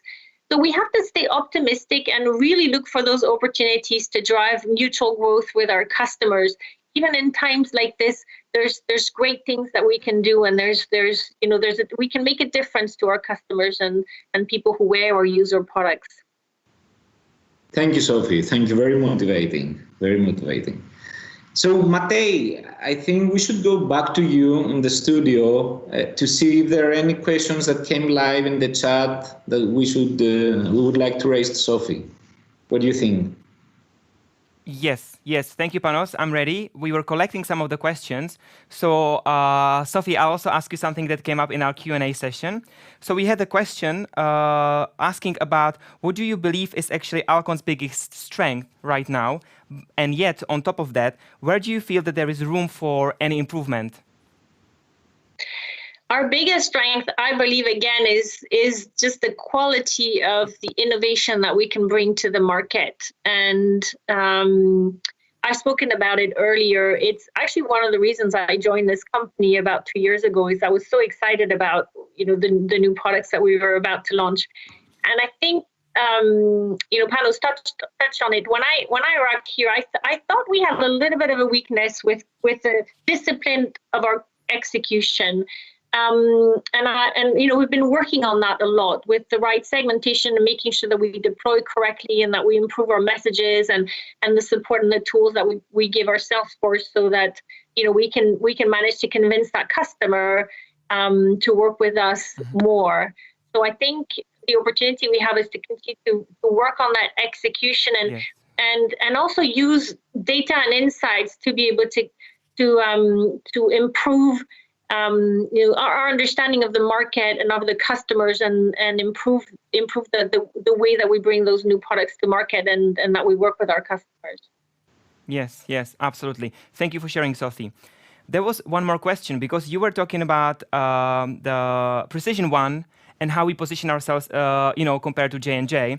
And our colleague is asking, what are some of the defense strategies you have seen J&J deploy or might deploy across international to defend against our Precision One launch? That's interesting. Yeah. I guess, I don't know if you know, I used to work for J&J for many years, and yes, I know was that. asked I recall this when we launched in the US, and I said classic tactic that they would do and I would have done is I would have loaded my own wares before the launch so that they're not available for a new product. So what I would expect J&J to do is I would expect them to go out and promote a lot to their own customers, to their own wearers, to try to take them out of the market so that they're not available to buy Precision One. That's something that we need to continue to really watch. And in the US, they've done a lot of deep rebates. That's how the US market works in contact lenses. They do annual supplies and they have like big rebates for consumers, and they've done that. And their whole objective will be to slow down the initial uptake of our new products, because that if the uptake at launch is not as strong, then the product won't be seen as successful and it will impact its long-term potential. So be watchful for what they do. And I think what we need to do is we need to get in there early and really convince customers that they kind of need to put to one side all those tactics from J&J, and that they really need to work with us on carving out this opportunity for Precision One. Agree. Thank you so much for sharing. One more question also related to contact lenses. Our colleague is asking, do you believe that global contact lens market will eventually move completely to one-day modality? I don't. Okay. And I mean, there's certainly a trend that it's migrating to this, but I think there's always going to be a certain portion of the population that's going to remain in reusable lenses. And in fact, we're bringing some innovation to reusables next year. And I think you'll see that.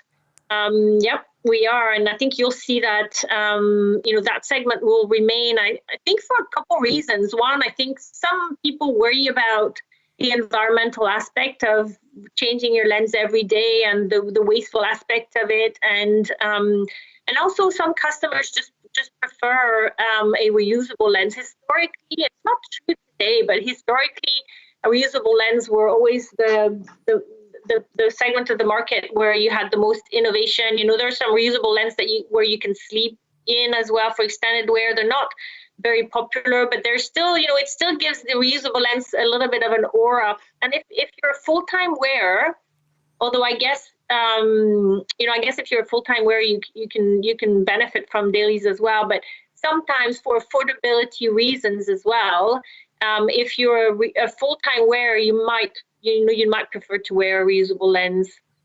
Yes, absolutely. And Sophie, for the sake of time, I have one more question that I'd like to ask you, and maybe we can keep it a bit more light for the end of our Q&A. And our colleague was asking, what were some of your highs and lows that you personally experienced during the lockdown? If you'd like to share with us. Up and down. We've all had them. We've all been there. You know, we've all been locked. We've all been in quarantine. Oh, no.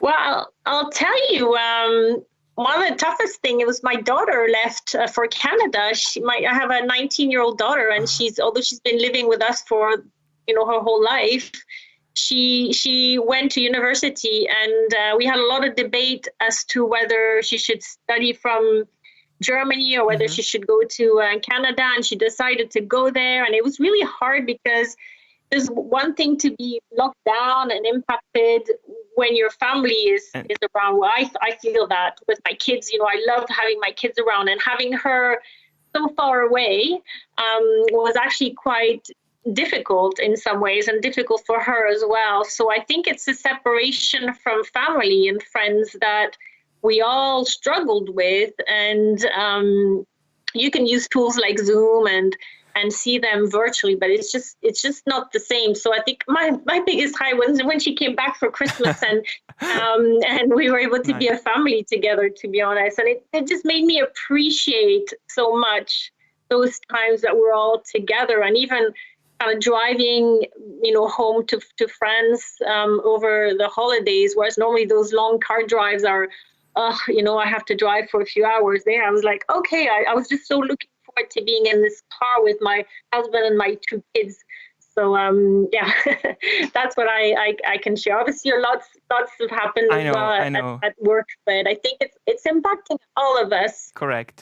Professionally, but also personally. Sophie, thank you so much for sharing. Thank you so much. I think I'm going to ask the directors if they can put maybe Panos back online. I think Panos. Oh, we have Dimitris ready. Dimitris, surprise. Okay, never mind. So we skip Panos, sorry, and we go directly to Dimitris. Dimitris, welcome to our Vision Care session. Yeah, thank you. And I was listening in to all the presentation and the Q&A with Sophie. Sophie, nice to see you. Thank you so much for taking the time and for all your insights. You know, maybe behind the scenes, I can let the team know that you're a big supporter of GEM. You've always been. You're always, not only, you know, in words, but you put your hand in the pocket and you bring out money to invest. So we're very grateful. I also wanted to recognize the great collaboration with Antoine and his team from the IMG. It's really working extremely well through Panos and, you know, also the regions. It's going extremely well. And you know, we don't have the depth of resources in GEM that you have in the franchise, and we couldn't live without that. You're our oxygen. So we really appreciate that, and we look forward to a fantastic year. As Mate was saying, you know, we want to bring G back to GEM, and you know, I started the week telling the team, I think this is a business that could easily become a multiple of what it is today. I think Vision Care could be easily $1 billion business for us in the coming years. Now, if it takes us, you know, if we go to the rate that we're growing right now, 10, 12%, it's going to take us 20 years. If we double that rate, we can get it done in 10, and then, you know, on and on. So we have a big aspiration. It's going to be a slow start, but we're going to come out swinging, and we all know what we need to do. Execution and new launches will be critical. Launch excellence. We have Precision now. We have Total 30 coming. We have so much stuff that you've been kindly prioritizing for us to launch. So thank you for all the support, and look forward to a great collaboration the year ahead. Thank you, Dimitris. Pleasure. I really appreciate my working relationship with you and Panos. It's great to have Panos on the team. And Yeah, I am a big fan of GEM, and I love the diversity of this region. I love the mindset of your leaders, and there's opportunity everywhere, and I look forward to working with you again this year and continuing your growth ambition. Thank you, Sophie, and thank you, Dimitris. And now I think we can still have Panos to close our session. Yes, we see Panos. Panos, Yeah, any closing? no, Any closing? I mean, it's hard to go after Dimitris. Any closing words?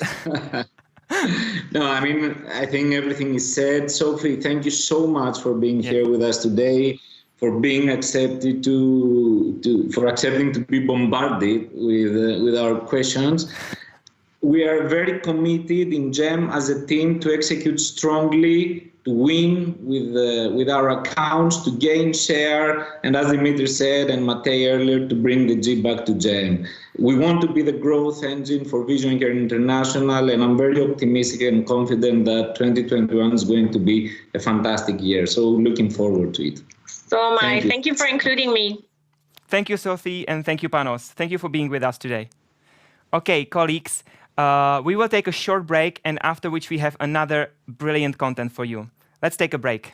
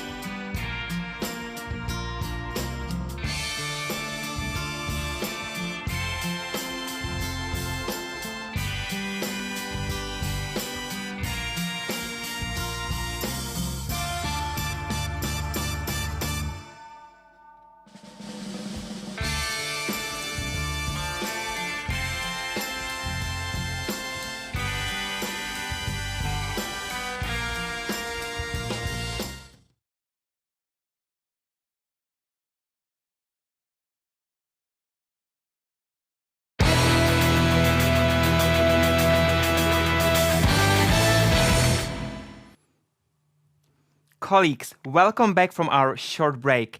We have another block ready for you. This block is called Professionalized Distributor Management and Support. And we have 3 speakers in this block.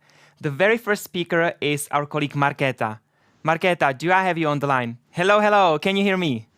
Yes, hello, Maciej. Haven't seen you for a long time. I can see you, yes, absolutely. Colleagues, this is maybe a bit funny, but Markéta is also here in Prague in our studio. So we are here together. Markéta, maybe you can share with our colleagues, how does the backstage look like? Because they see me as a face, but there is a lot of happening in the backstage as well. Yes, hello, good morning, good afternoon, and very happy to share.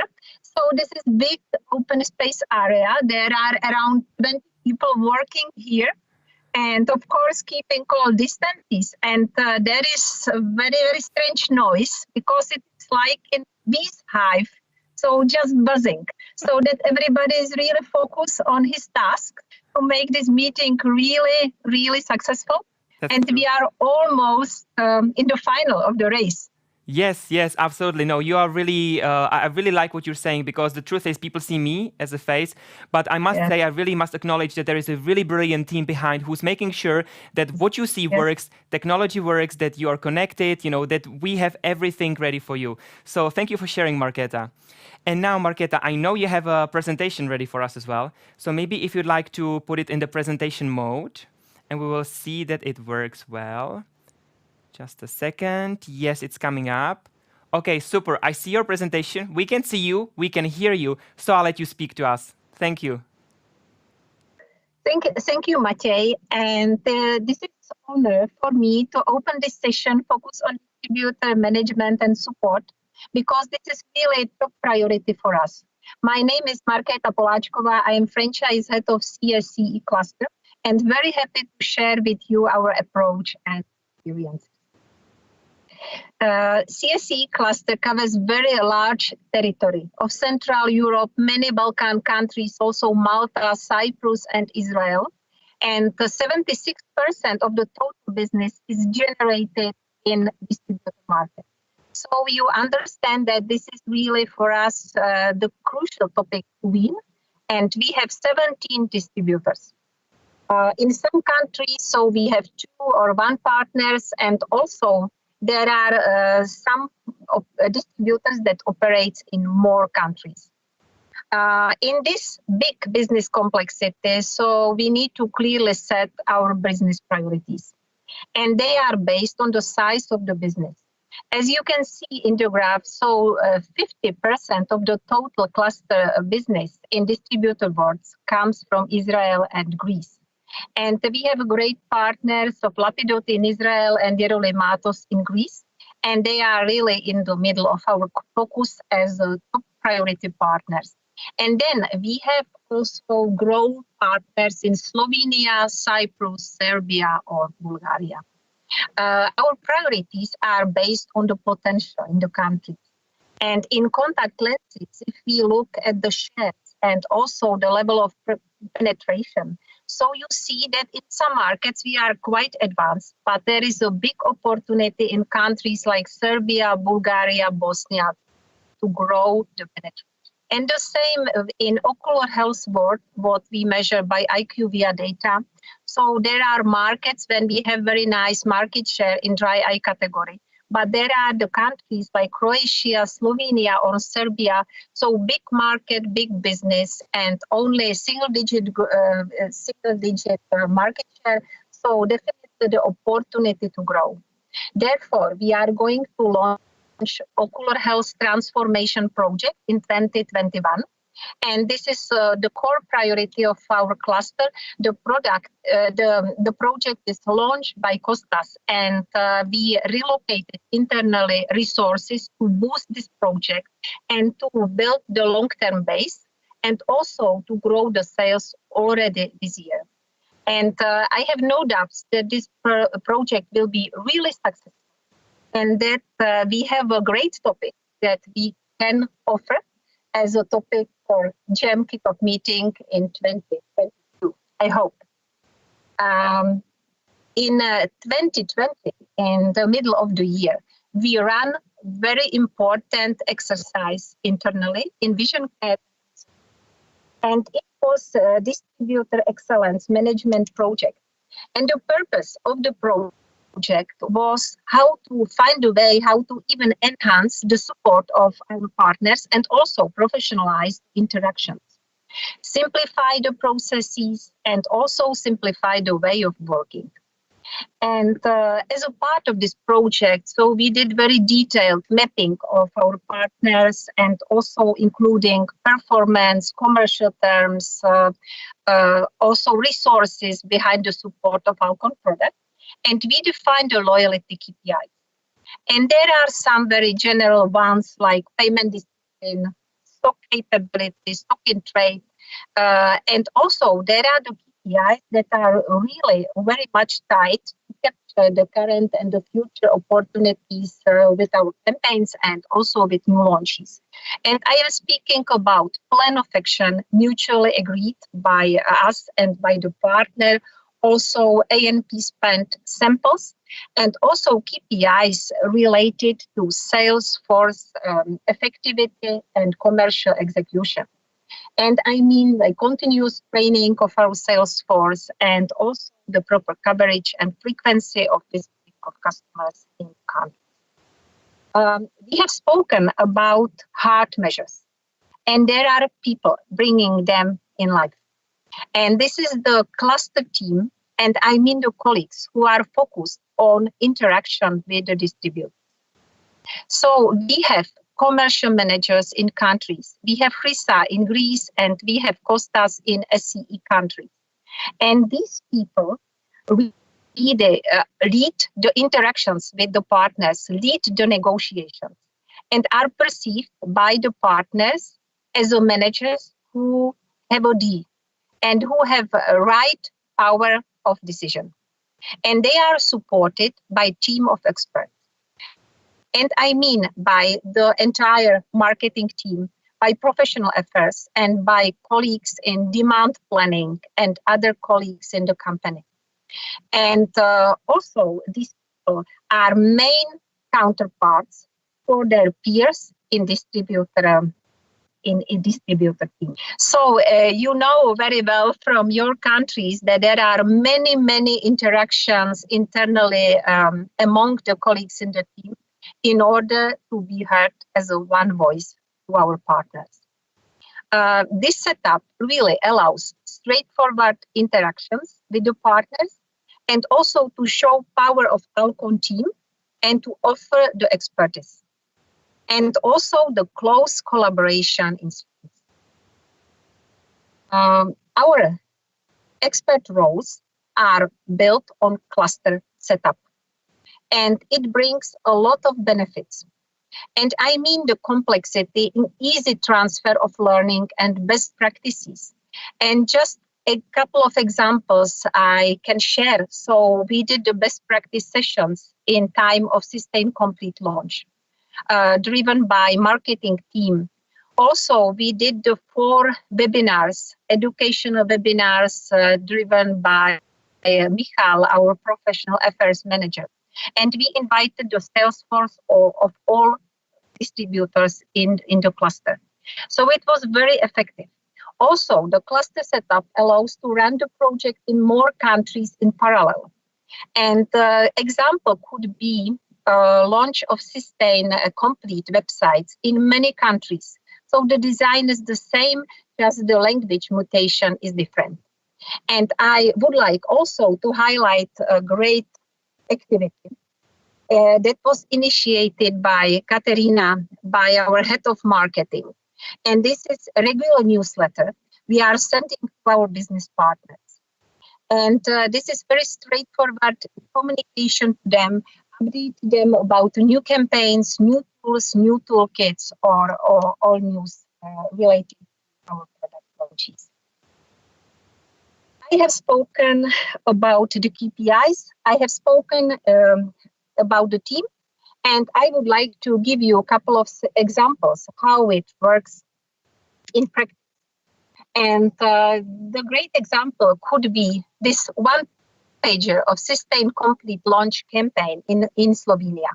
So as you can see, we agreed with the partners the object, we set the clear business KPIs in terms of sales, distribution, visibility, and also share of voice.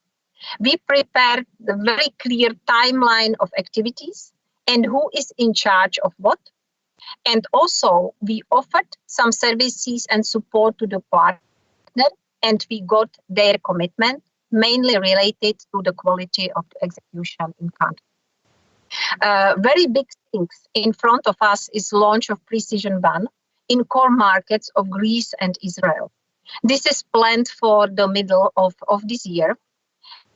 And really, the product has a potential to change the game in dailies and in contact lenses. We don't have the time to go into details, but I would like to show you very basic timeline and milestones of the interactions on the way of preparing this launch. So it started with top-level introduction to the management of the distributor in December.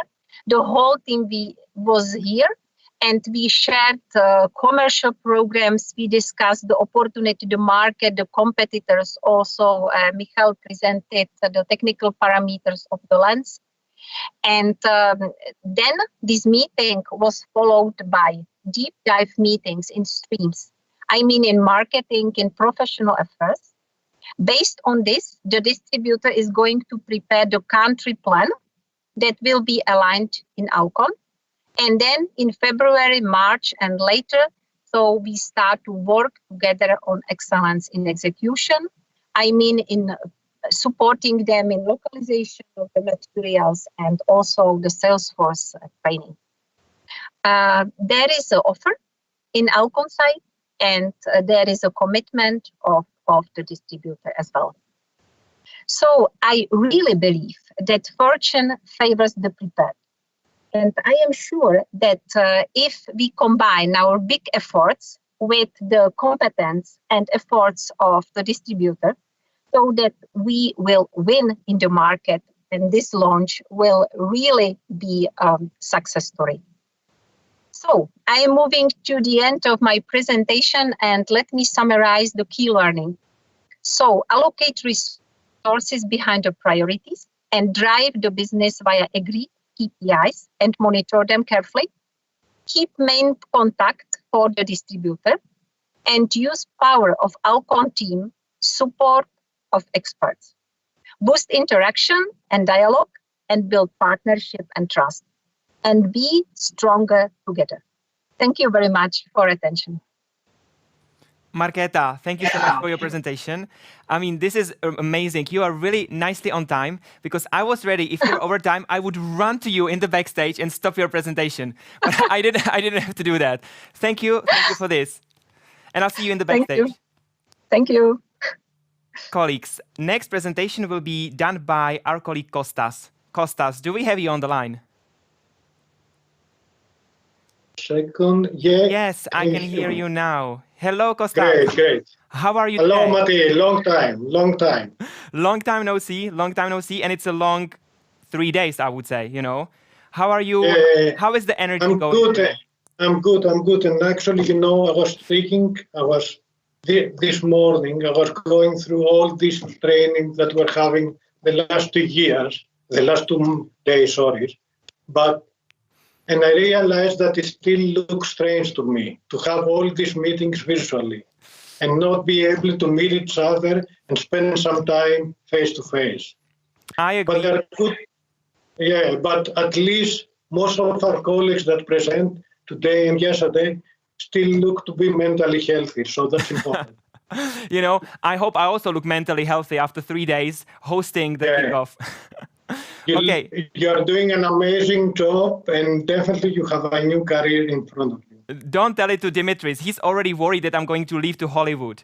No, I won't. I love compliance too much for that. Okay, that's good for us. So Kostas, let me share my presentation. Please share your screen. We should see it in a second. Yep. Something's happening. That's a good sign always. Good. Yes, I think we are having it. So in a second, we should be able to see your presentation and we should be able to see you as well. So Kostas, I think it's safe to say that you are on air. Okay, great. So let me start then. So hello everyone.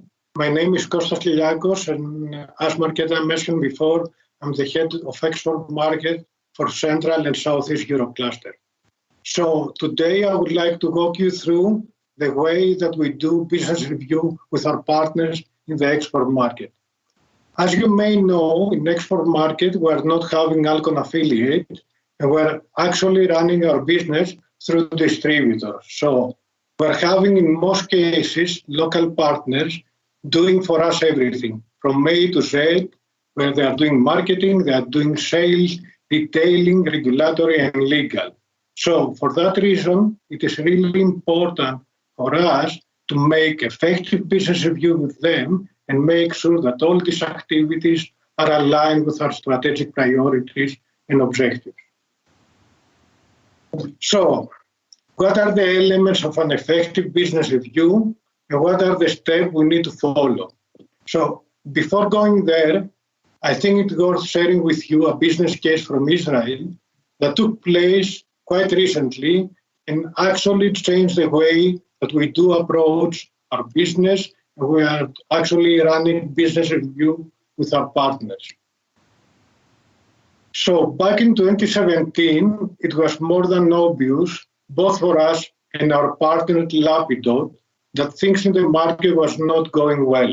So the market was growing by 7% year over year, but ALCON sales have been erratic, so basically we have been losing market share. There have been a lot of challenges that was leading to these results. The main one was that at that point, our distributor Lapidot was actually focusing its effort to a limited number of opticians. So basically, he was focusing only to 200 VIP opticians out of 1,000 that we're having in Israel. And also, there was no focus on the new feeds. So all the challenges that we face at that point really trigger some serious questions. And the question is, are we really approaching our distributor in Israel the right way? Have we managed to agree on market dynamics and opportunities? And have we aligned on strategic priorities? And how is it possible to do it when at that point we didn't have any data available in the market that we both accept? So all these questions, all these challenges made us to put in place an acceleration plan. So we did to take some key transformation action. We did agree with our distributor to run a local survey, and based on the outcome of this survey, we did align on strategic priorities that was to gain market share and drive numeric distribution. We did invest a lot of time on training the local team, and we spent a lot on fitting sets and trials allocation in trials in order to drive the new feeds. But the most important is that we agree together on a list of KPIs to drive the success of the acceleration plan. And you know something, the results were quite impressive. So we managed in a 3 years' time to gain 5 points of market share, to grow our sales year over year by double digit, and then to increase the numeric distribution by 300 doors in all key products. But apart from these results, the most important from this business case for us was the key learning that will actually help us to change the way that we're approaching our distributor. Learning number one, trust, transparent communication, and clear setup of objectives do build long-term relationship, and eventually they change the mindset of our distributor. And this was what happened in Israel. Learning number two, the common understanding of the market dynamics is important in order to capture the growth opportunities. We need to have systematic training and sales force effectiveness, and in order to make sure that we are doing the right calls with the right frequency to the right accounts. Also, it is crucial to have common goals. And believe me, this is not always the case when you're working with distributor. But at least you need to make sure that you align on strategic priorities. The next learning is that, as Marketa mentioned in her presentation, we need to maintain the single point of contact with distributor, but at the same point, we need to capitalize all the resources that we're having within our cluster. And this is where I think we are doing quite a good job. We have an excellent marketing team leading by Katerina, a great professional team leading by Mikal, and we really managed to professionalize our service and go to the next level. The main learning from this business case was that we realized that we need to set up regular business review to follow up on the plan and have specific KPIs in place to track success. So let's go and see what are the 4 steps in order to execute an effective business review. Step number 1, you need to decide how often you should have and you need to have business review with your partner. Step number 2, you need to be well prepared for this business review. Step number 3, you need to decide what should be the right content in this business review. And step number 4, you need to have a list of action items to follow up after every business review. So let's go to step number 1. How you actually define the frequency of the business review. What we did is that based on ALCON sales and growth potential of the market, we did classify our distributor in 4 main categories. So we have priority partners, we have grow partners, protect one, and optimize. So based on this segmentation, we do define how frequently we're having business review. For priority partners like Israel and Slovenia, we're having business review every 3 months and catch-up call every 2 weeks. While for optimized partners like North Macedonia and Kosovo, we're having only 2 business reviews per year. As we said before, the second key element for an effective business review is to be well prepared. So apparently you need to do your homework, you need to align internally with ALCON team, you need to set expectations for the business review, and of course, to share in advance both the agenda and the presentation template in order to get all the needed information. It is crucial to spend some time on the field. So do plan your field visit at least 30% of your time and make sure that you have enough visit to meet the key accounts, the key opinion leader, and spend some time with the team of your distributor. But what should be the content of a business review? And this is the most critical point. In order to make it more effective, both for us and for our partner, we did develop what we call the KPIs checklist matrix. So basically, this is a list of KPIs and topics that should be addressed and discussed in every business review. We did frame these topics and KPIs in 8 main buckets. So we're having the strategic priorities, the market landscape, the business performance of our distributors, the SOP reports, the new product launch readiness, the sales force effectiveness bucket, the marketing and the professional affair bucket, and the various topics. If you manage to go through all these topics and KPIs through a business review, you definitely will make to do a deep dive in the market.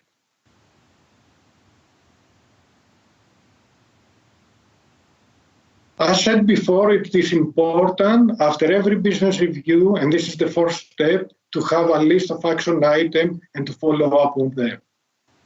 For example, in the latest business review we had in Israel, we realized that there is a high consumption of trials in specialty lenses. So we did discuss it with distributor and we put in place specific action to follow up. what is next, guys? So what we are currently working with the GEM leadership team and Camille is to actually use the same segmentation KPIs and tools as we are using internally to use it for distributor. If we do that, it will be really important for us, so we will be able to understand what the team of our sales force, the team of our distributor is doing. So are they visiting the right grow account now that we're going to launch Precision 1, or they actually go to the partner account and cannibalize DT1? So this is something important. Stay tuned. We're going to pilot it to some big market like Israel and Middle East, and then find out if we can utilize this project to all distributor markets. To summarize in a nutshell, in order to have effective reviews, business review, do your homework, go through this checklist of KPIs and topics, and agree on action items and follow up on them. You need to build on one team mindset through, as we said, systematic, transparent, and open communication. And the most important, and you shouldn't forget that, the key objective of every business review is to better support our partners, align on strategic priorities, and drive win-win situation with them. Let me close this session by sharing with you a video of our key customers across the GEM region that they are sharing with us how they see their collaboration with ALCON.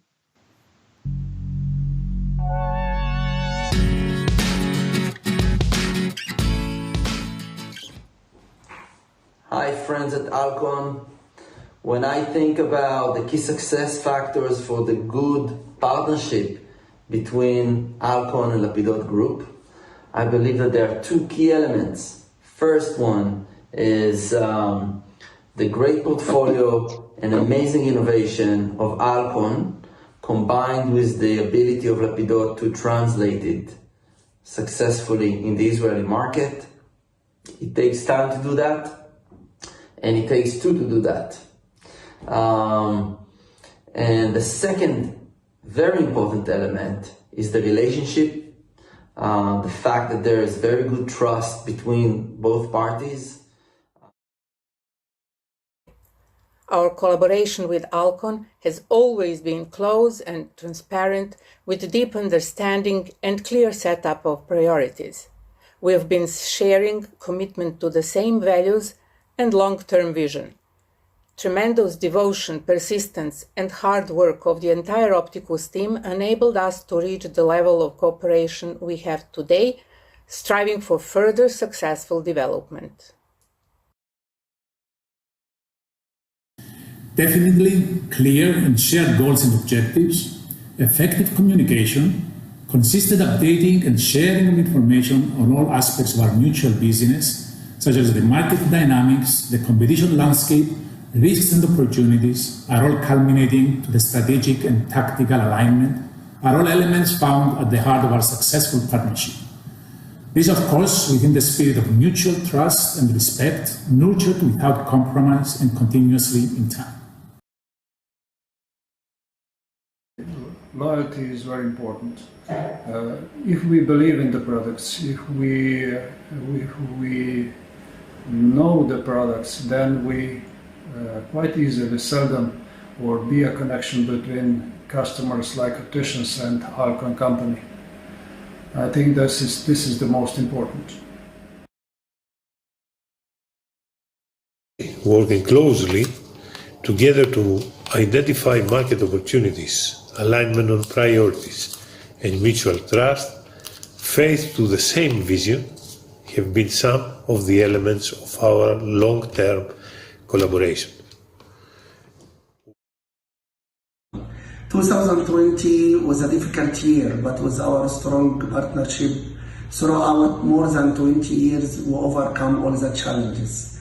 We are happy and proud with our partnership with ALCON. Our strong relationship allowed us to achieve many goals and gain more market share, especially in the last 3 years in clearance business across the whole region. Our successful collaboration with ALCON lies on 3 key pillars. Number 1 is the quality of the people of ALCON, and then the quality of the products. Number 2, the support that ALCON has given to our healthcare professionals throughout these years and to our company Potamitis Medicare. And last but not least, the education that ALCON has been providing to our doctors and our company, which keeps us on our toes and alert all the time. So working with ALCON for 25 years now has been an eye-opening experience. Thank you very much.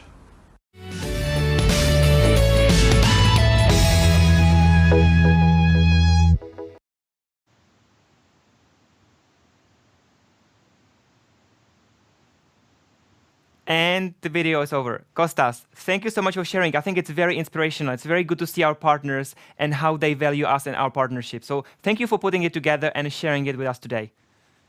Thank you. Thank you. Kostas, have a good day. Bye-bye. Bye.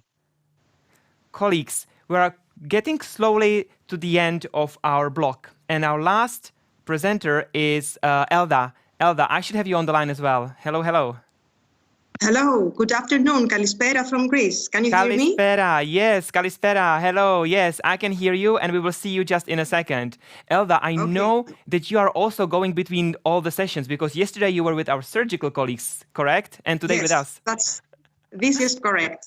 Yes, you are also everywhere. And I know this is very important because you will present for us something that is very important for us and our partners, and this is education or sharing our knowledge.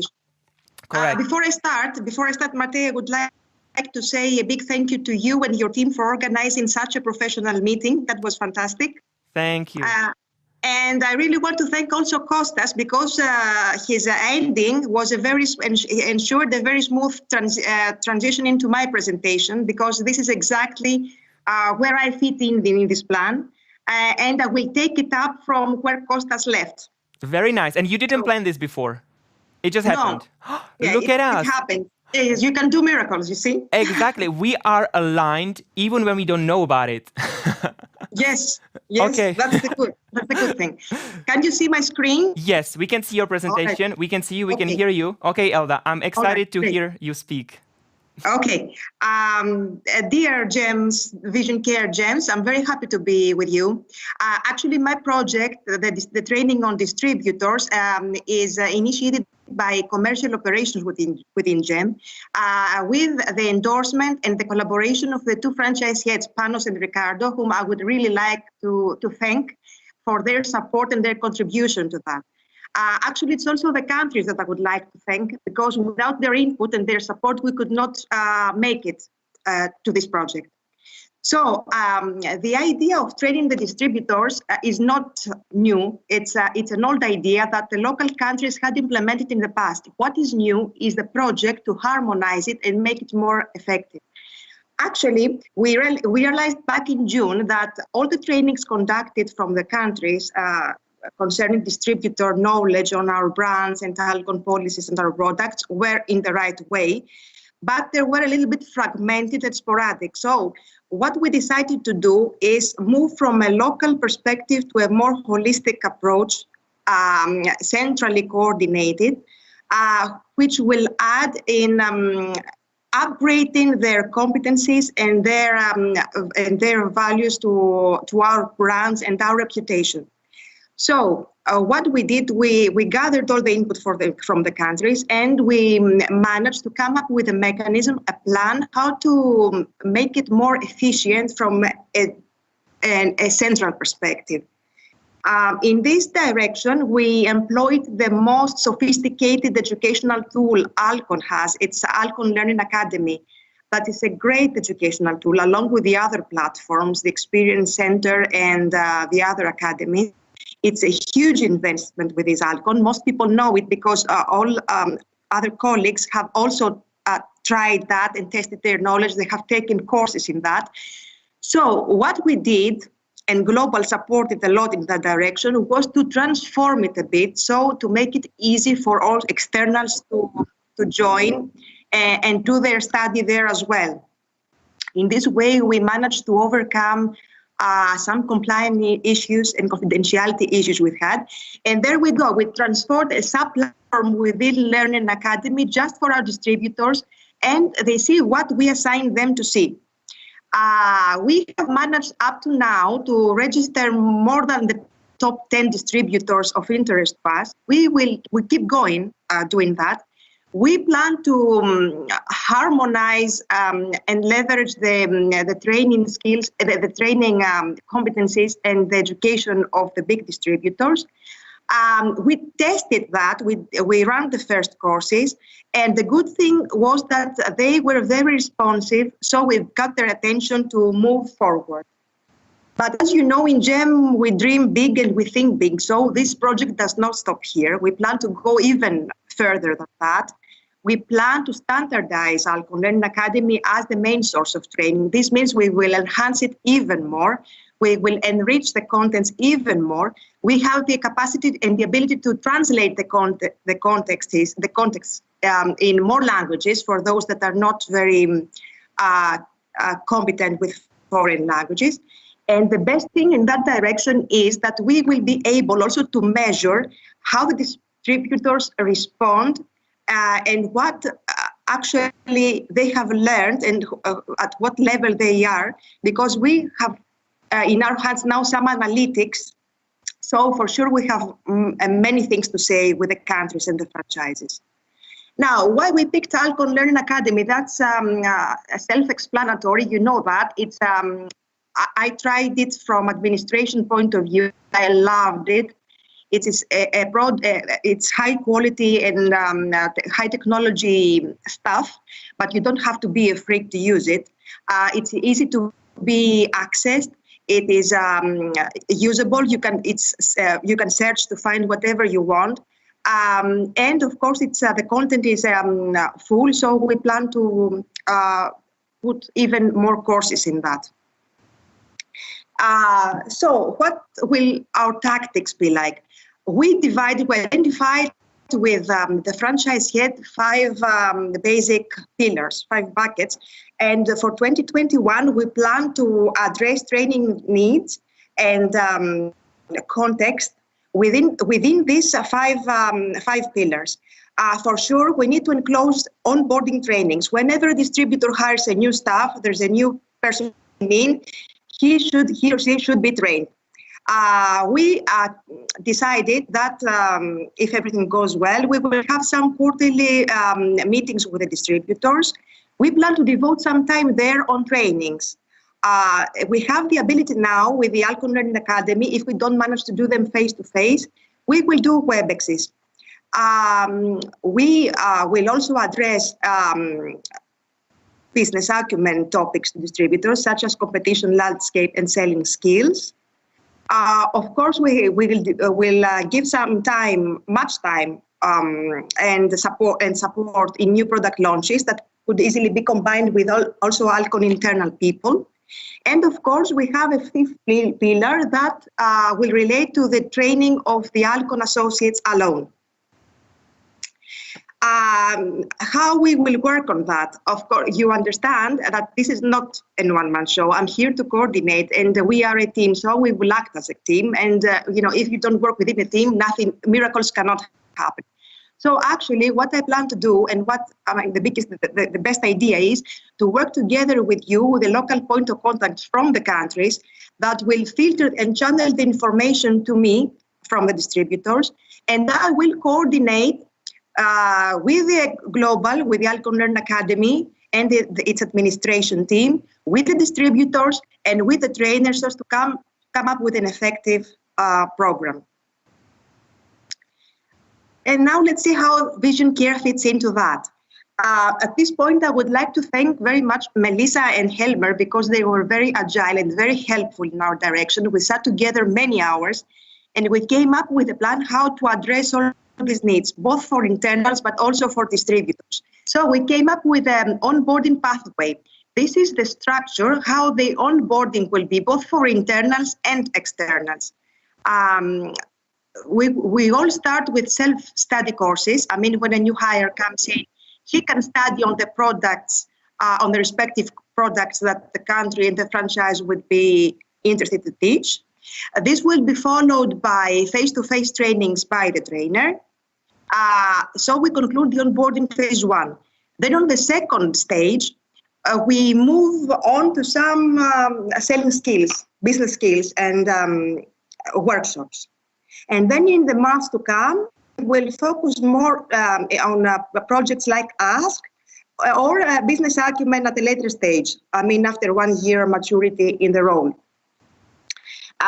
Likewise, we will adapt this to externals, but only to the parts that this would be sufficient for the distributors. We plan to focus, as we said, to the new launches. I have already feedback from the countries. I know there are quite a lot, so we plan to start working as of tomorrow, because training starts as of Q1. We will focus, we will do our studies alone, remotely, through ALCON Learning Academy supportively. And we will also focus on selling skills and competition landscape. I know that some of these were requests from the country, so you spoke up, we heard you, and we're here to help you plan it. All this theory now is translated to a solid and concrete training plan, as it starting as of tomorrow. The onboarding packages are there, are ready to use, and majority of distributors have already been assigned with some.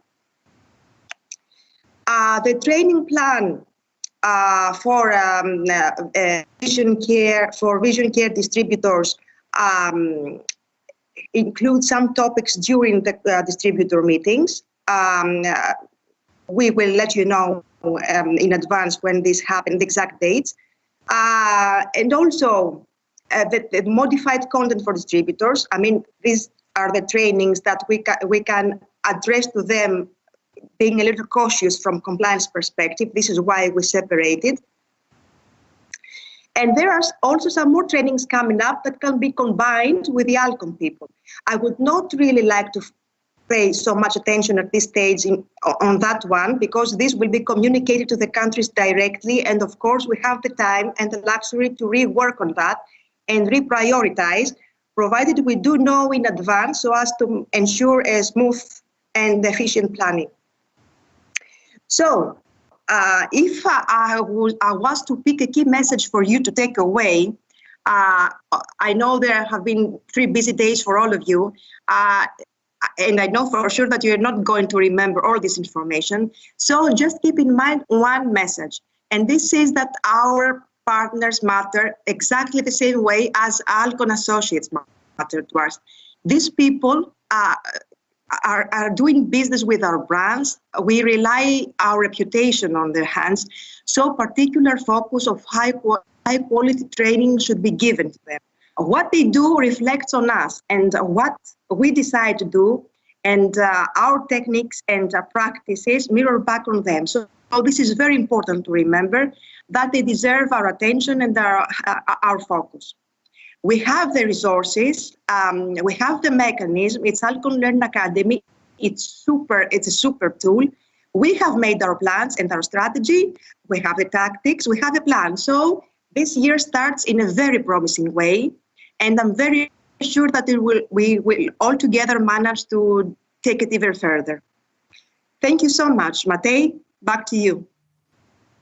Elda, thank you very much also for your presentation. And I really like what you said at the end, that we need to look at our distributors or partners, associates as our own. And I'm really up with that for you when it comes to any kind of training or any kind of knowledge sharing. So thank you for this key message, because I think it's very important for us. And thank you for being with the Vision Care team today with us. Thank you, Elda. Thank you. Thank you. Bye-bye. Bye-bye, Elda. Colleagues, can you believe it? We did it. This was our last block, and we're at the end of our beautiful journey. I think I have Panos on the line to give us some final closing words, but I'm so happy that we made it without major breakthrough. I mean, I didn't fall from the stage. People managed to share their presentations. So I think, amazing job. Hello, Panos. Hello. Amazing job, Matej. And I don't really echo what you said yesterday. You kept on repeating some technical issues.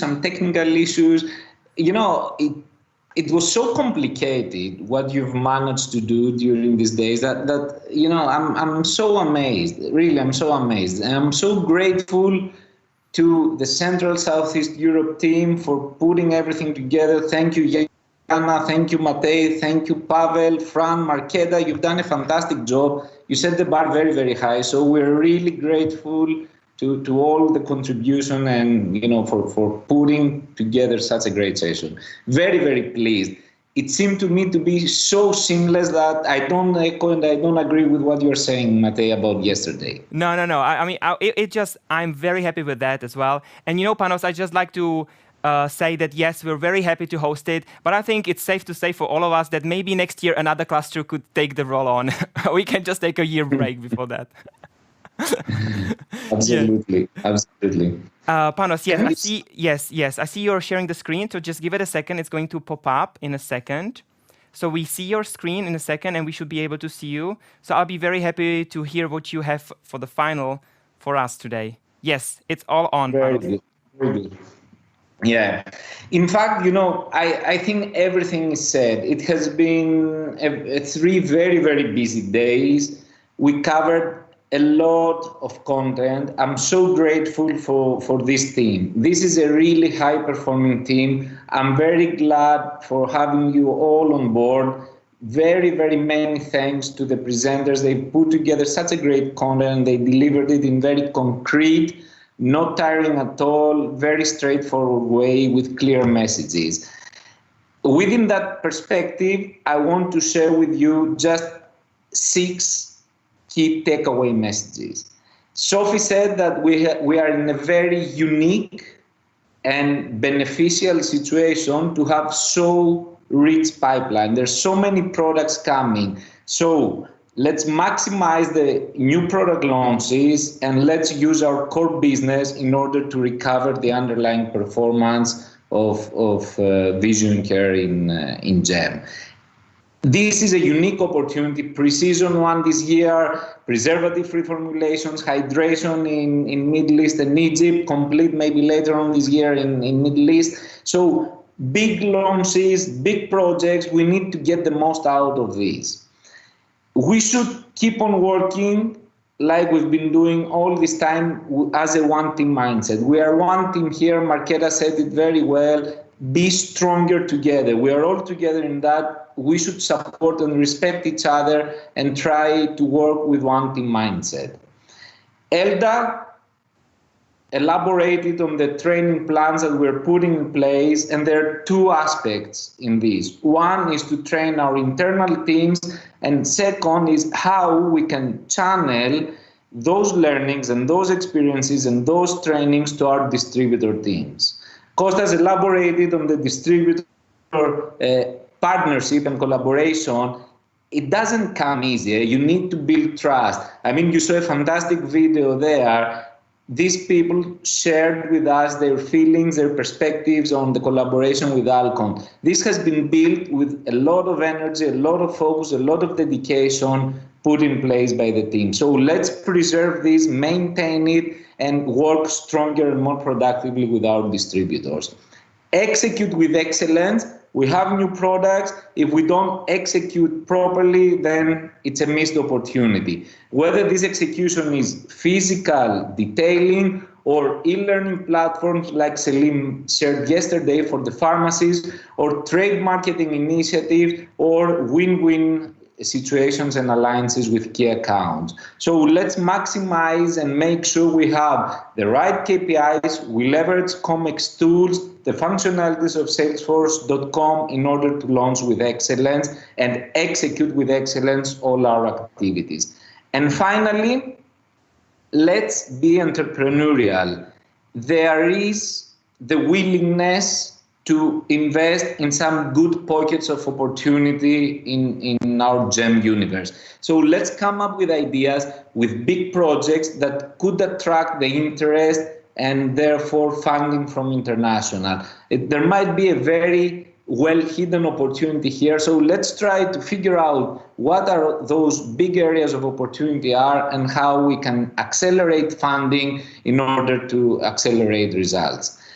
So, great team, great people, great products, great partners. Again, Q1 seems to be bumpy, but then there's going to be a very fast acceleration. We need to be there, our partners need to be there, and I'm very confident and optimistic that we're going to be able to deliver significant growth this year in Vision Care in GEM. As Dimitri said, we're going to be able to get out of 2021 sinking. So let's go and do it.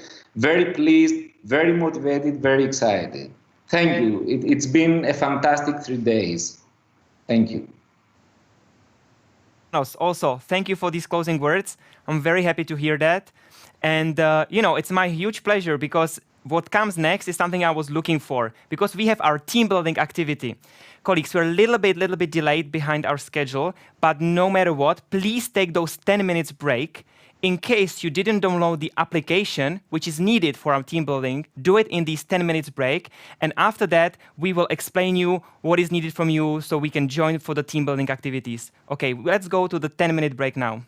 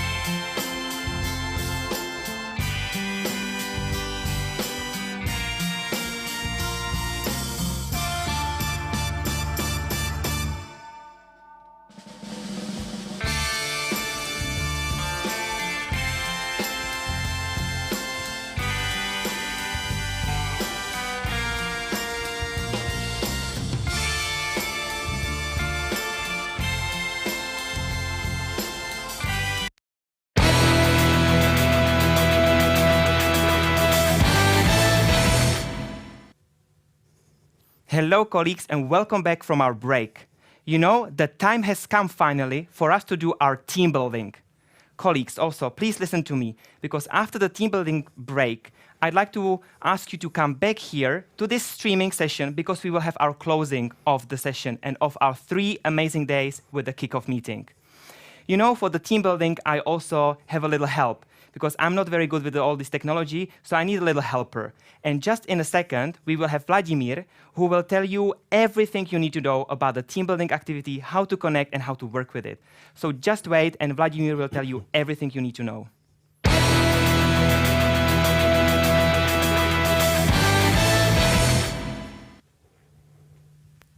Hello and thank you. My name is Vladimir.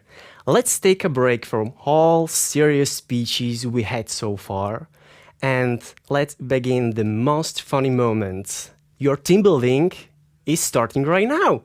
But before we start, let's go through some rules and let's set up your devices. As you see on the screen, you're supposed to download GoTeam app. You received today an email with all the instructions. For those who did download it, good job guys, I appreciate it. You just open it and allow all the restrictions like a music, a video, and location will need it. Who did not download it, please go to Apple Store or Google Play and download GoTeam app. GoTeam. I learned how to do that just for you. I hope you appreciate that. Well, now, when you downloaded it and you open that and you allowed all the restrictions, you see on the right top corner a small picture of a QR code. Press it and the phone will try to scan a QR code. Which one are you asking? Well, the biggest one you see on the screen. Just point your phone to the QR code and it will ask you to download the game which we are going to play in a few moments. Download it. It will take some time, I know. But when it's done, it will ask you to do the third step. Type there your name. You see Jana Novakova, it's my name so far. Thank you very much and nice to meet you. And you have to take a picture of yourself. Why are you asking? Because we want to know who's playing with us. So these 3 simple steps we have to do before we start. I just repeat it really quickly. Download the app and allow all the restrictions. Scan the QR code when you open the app and write down your name and take a picture of yourself. When you press continue, this will throw you to a room we call waiting room. We won't play directly right now because we start playing all together as one team because we are one team.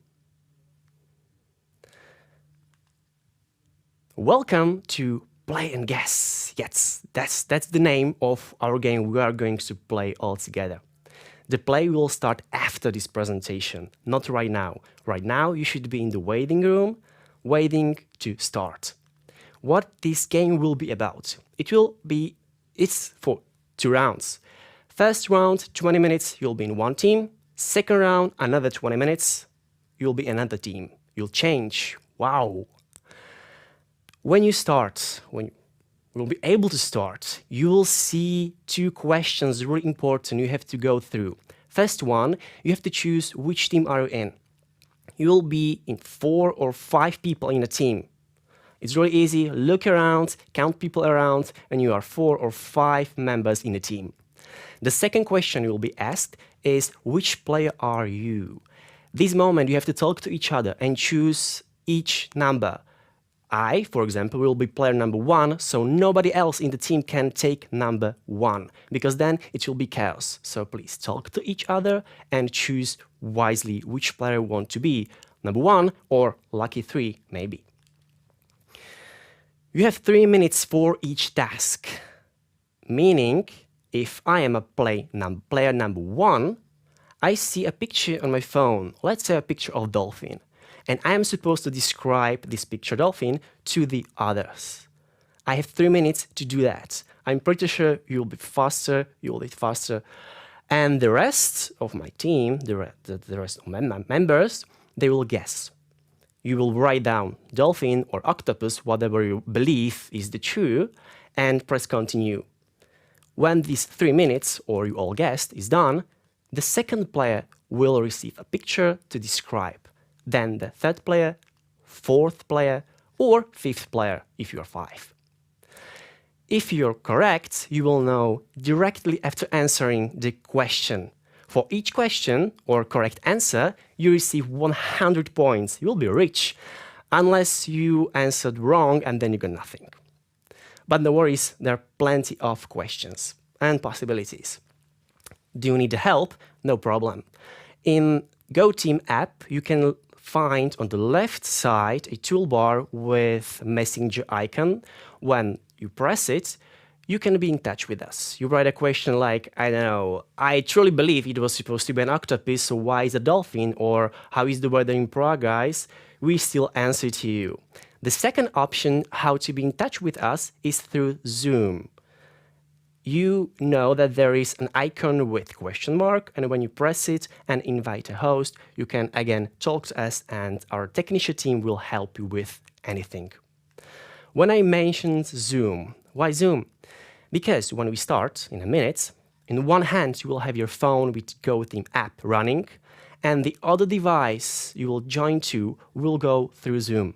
This morning you received an email with Zoom link. Yes, great, another link for Zoom. We love it, all of us. But anyway, please, when we finish, go to your email, click on this link to Zoom and join our technician team and all the players. Well, that's everything from me. What can I say? Just enjoy and good luck.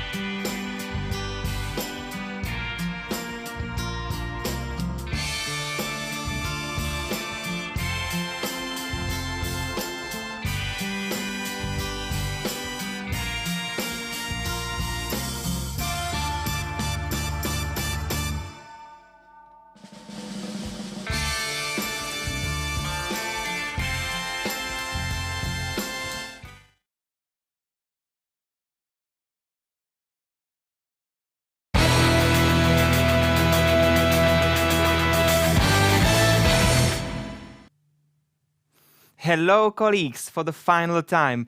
Welcome back from the team building activity.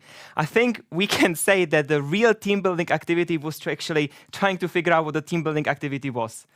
I think we learned something here as well, that the virtual meetings still cannot fully replace something that we meet in person and we do these kind of things in person. So let's keep our fingers crossed that next year we can actually be able to meet in person and do a proper meetings and do a great team building activity that's going to bring us together. Nevertheless, I know there were some glitches, but I hope that some of you who managed to play the game, that you enjoyed it, that you were able to see colleagues and interact with the colleagues. So for this part, thank you for your engagement and your participation. For me, these were really 3 intense days. And I'd like to thank all of our amazing speakers for being on time, for showing up, for being committed to their presentations and to what we want to achieve in this year. And I want to thank you all, our participants, our amazing audience, because you were engaged, you were motivated, you asked questions, you were commenting, and we really, really appreciate that, because if we want to achieve something is to being together and making sure that we kick off properly on one unified team for GEM. Colleagues, on the personal note, I also want to thank you for bearing with me these 3 days. It was my new role as a moderator, and at the end of the day, I must say I really enjoy them, and I hope that you enjoy these days with me and that you will remember them fondly.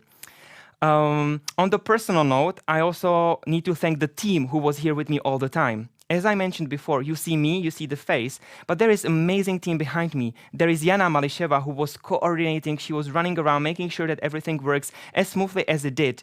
All the presentations were set, all the speakers were set, and I think we really enjoyed these 3 intense days together. So Jana, good job and thank you for this.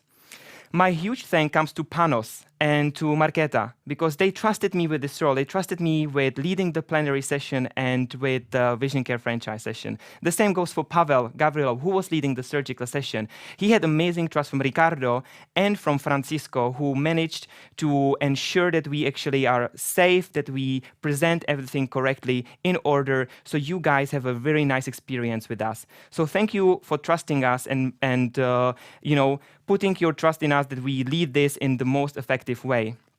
Also, last but not least is the team here in Prague, because we are in the virtual studio. There's been an amazing agency, there's been amazing guys, the director, technicians, the sound effects, everything that you see is the amazing work of my colleagues in the backstage. So I also want to take a moment and thank them all, because this is a teamwork to make sure that you have the best experience possible. On this note, thank you all. Really amazing, and I'm really sure that this kickoff really kicks off properly our amazing GEM year of 2021. Colleagues, I wish you all a healthy and prosperous year. Be safe, and I hope to see you next. Bye-bye and good day.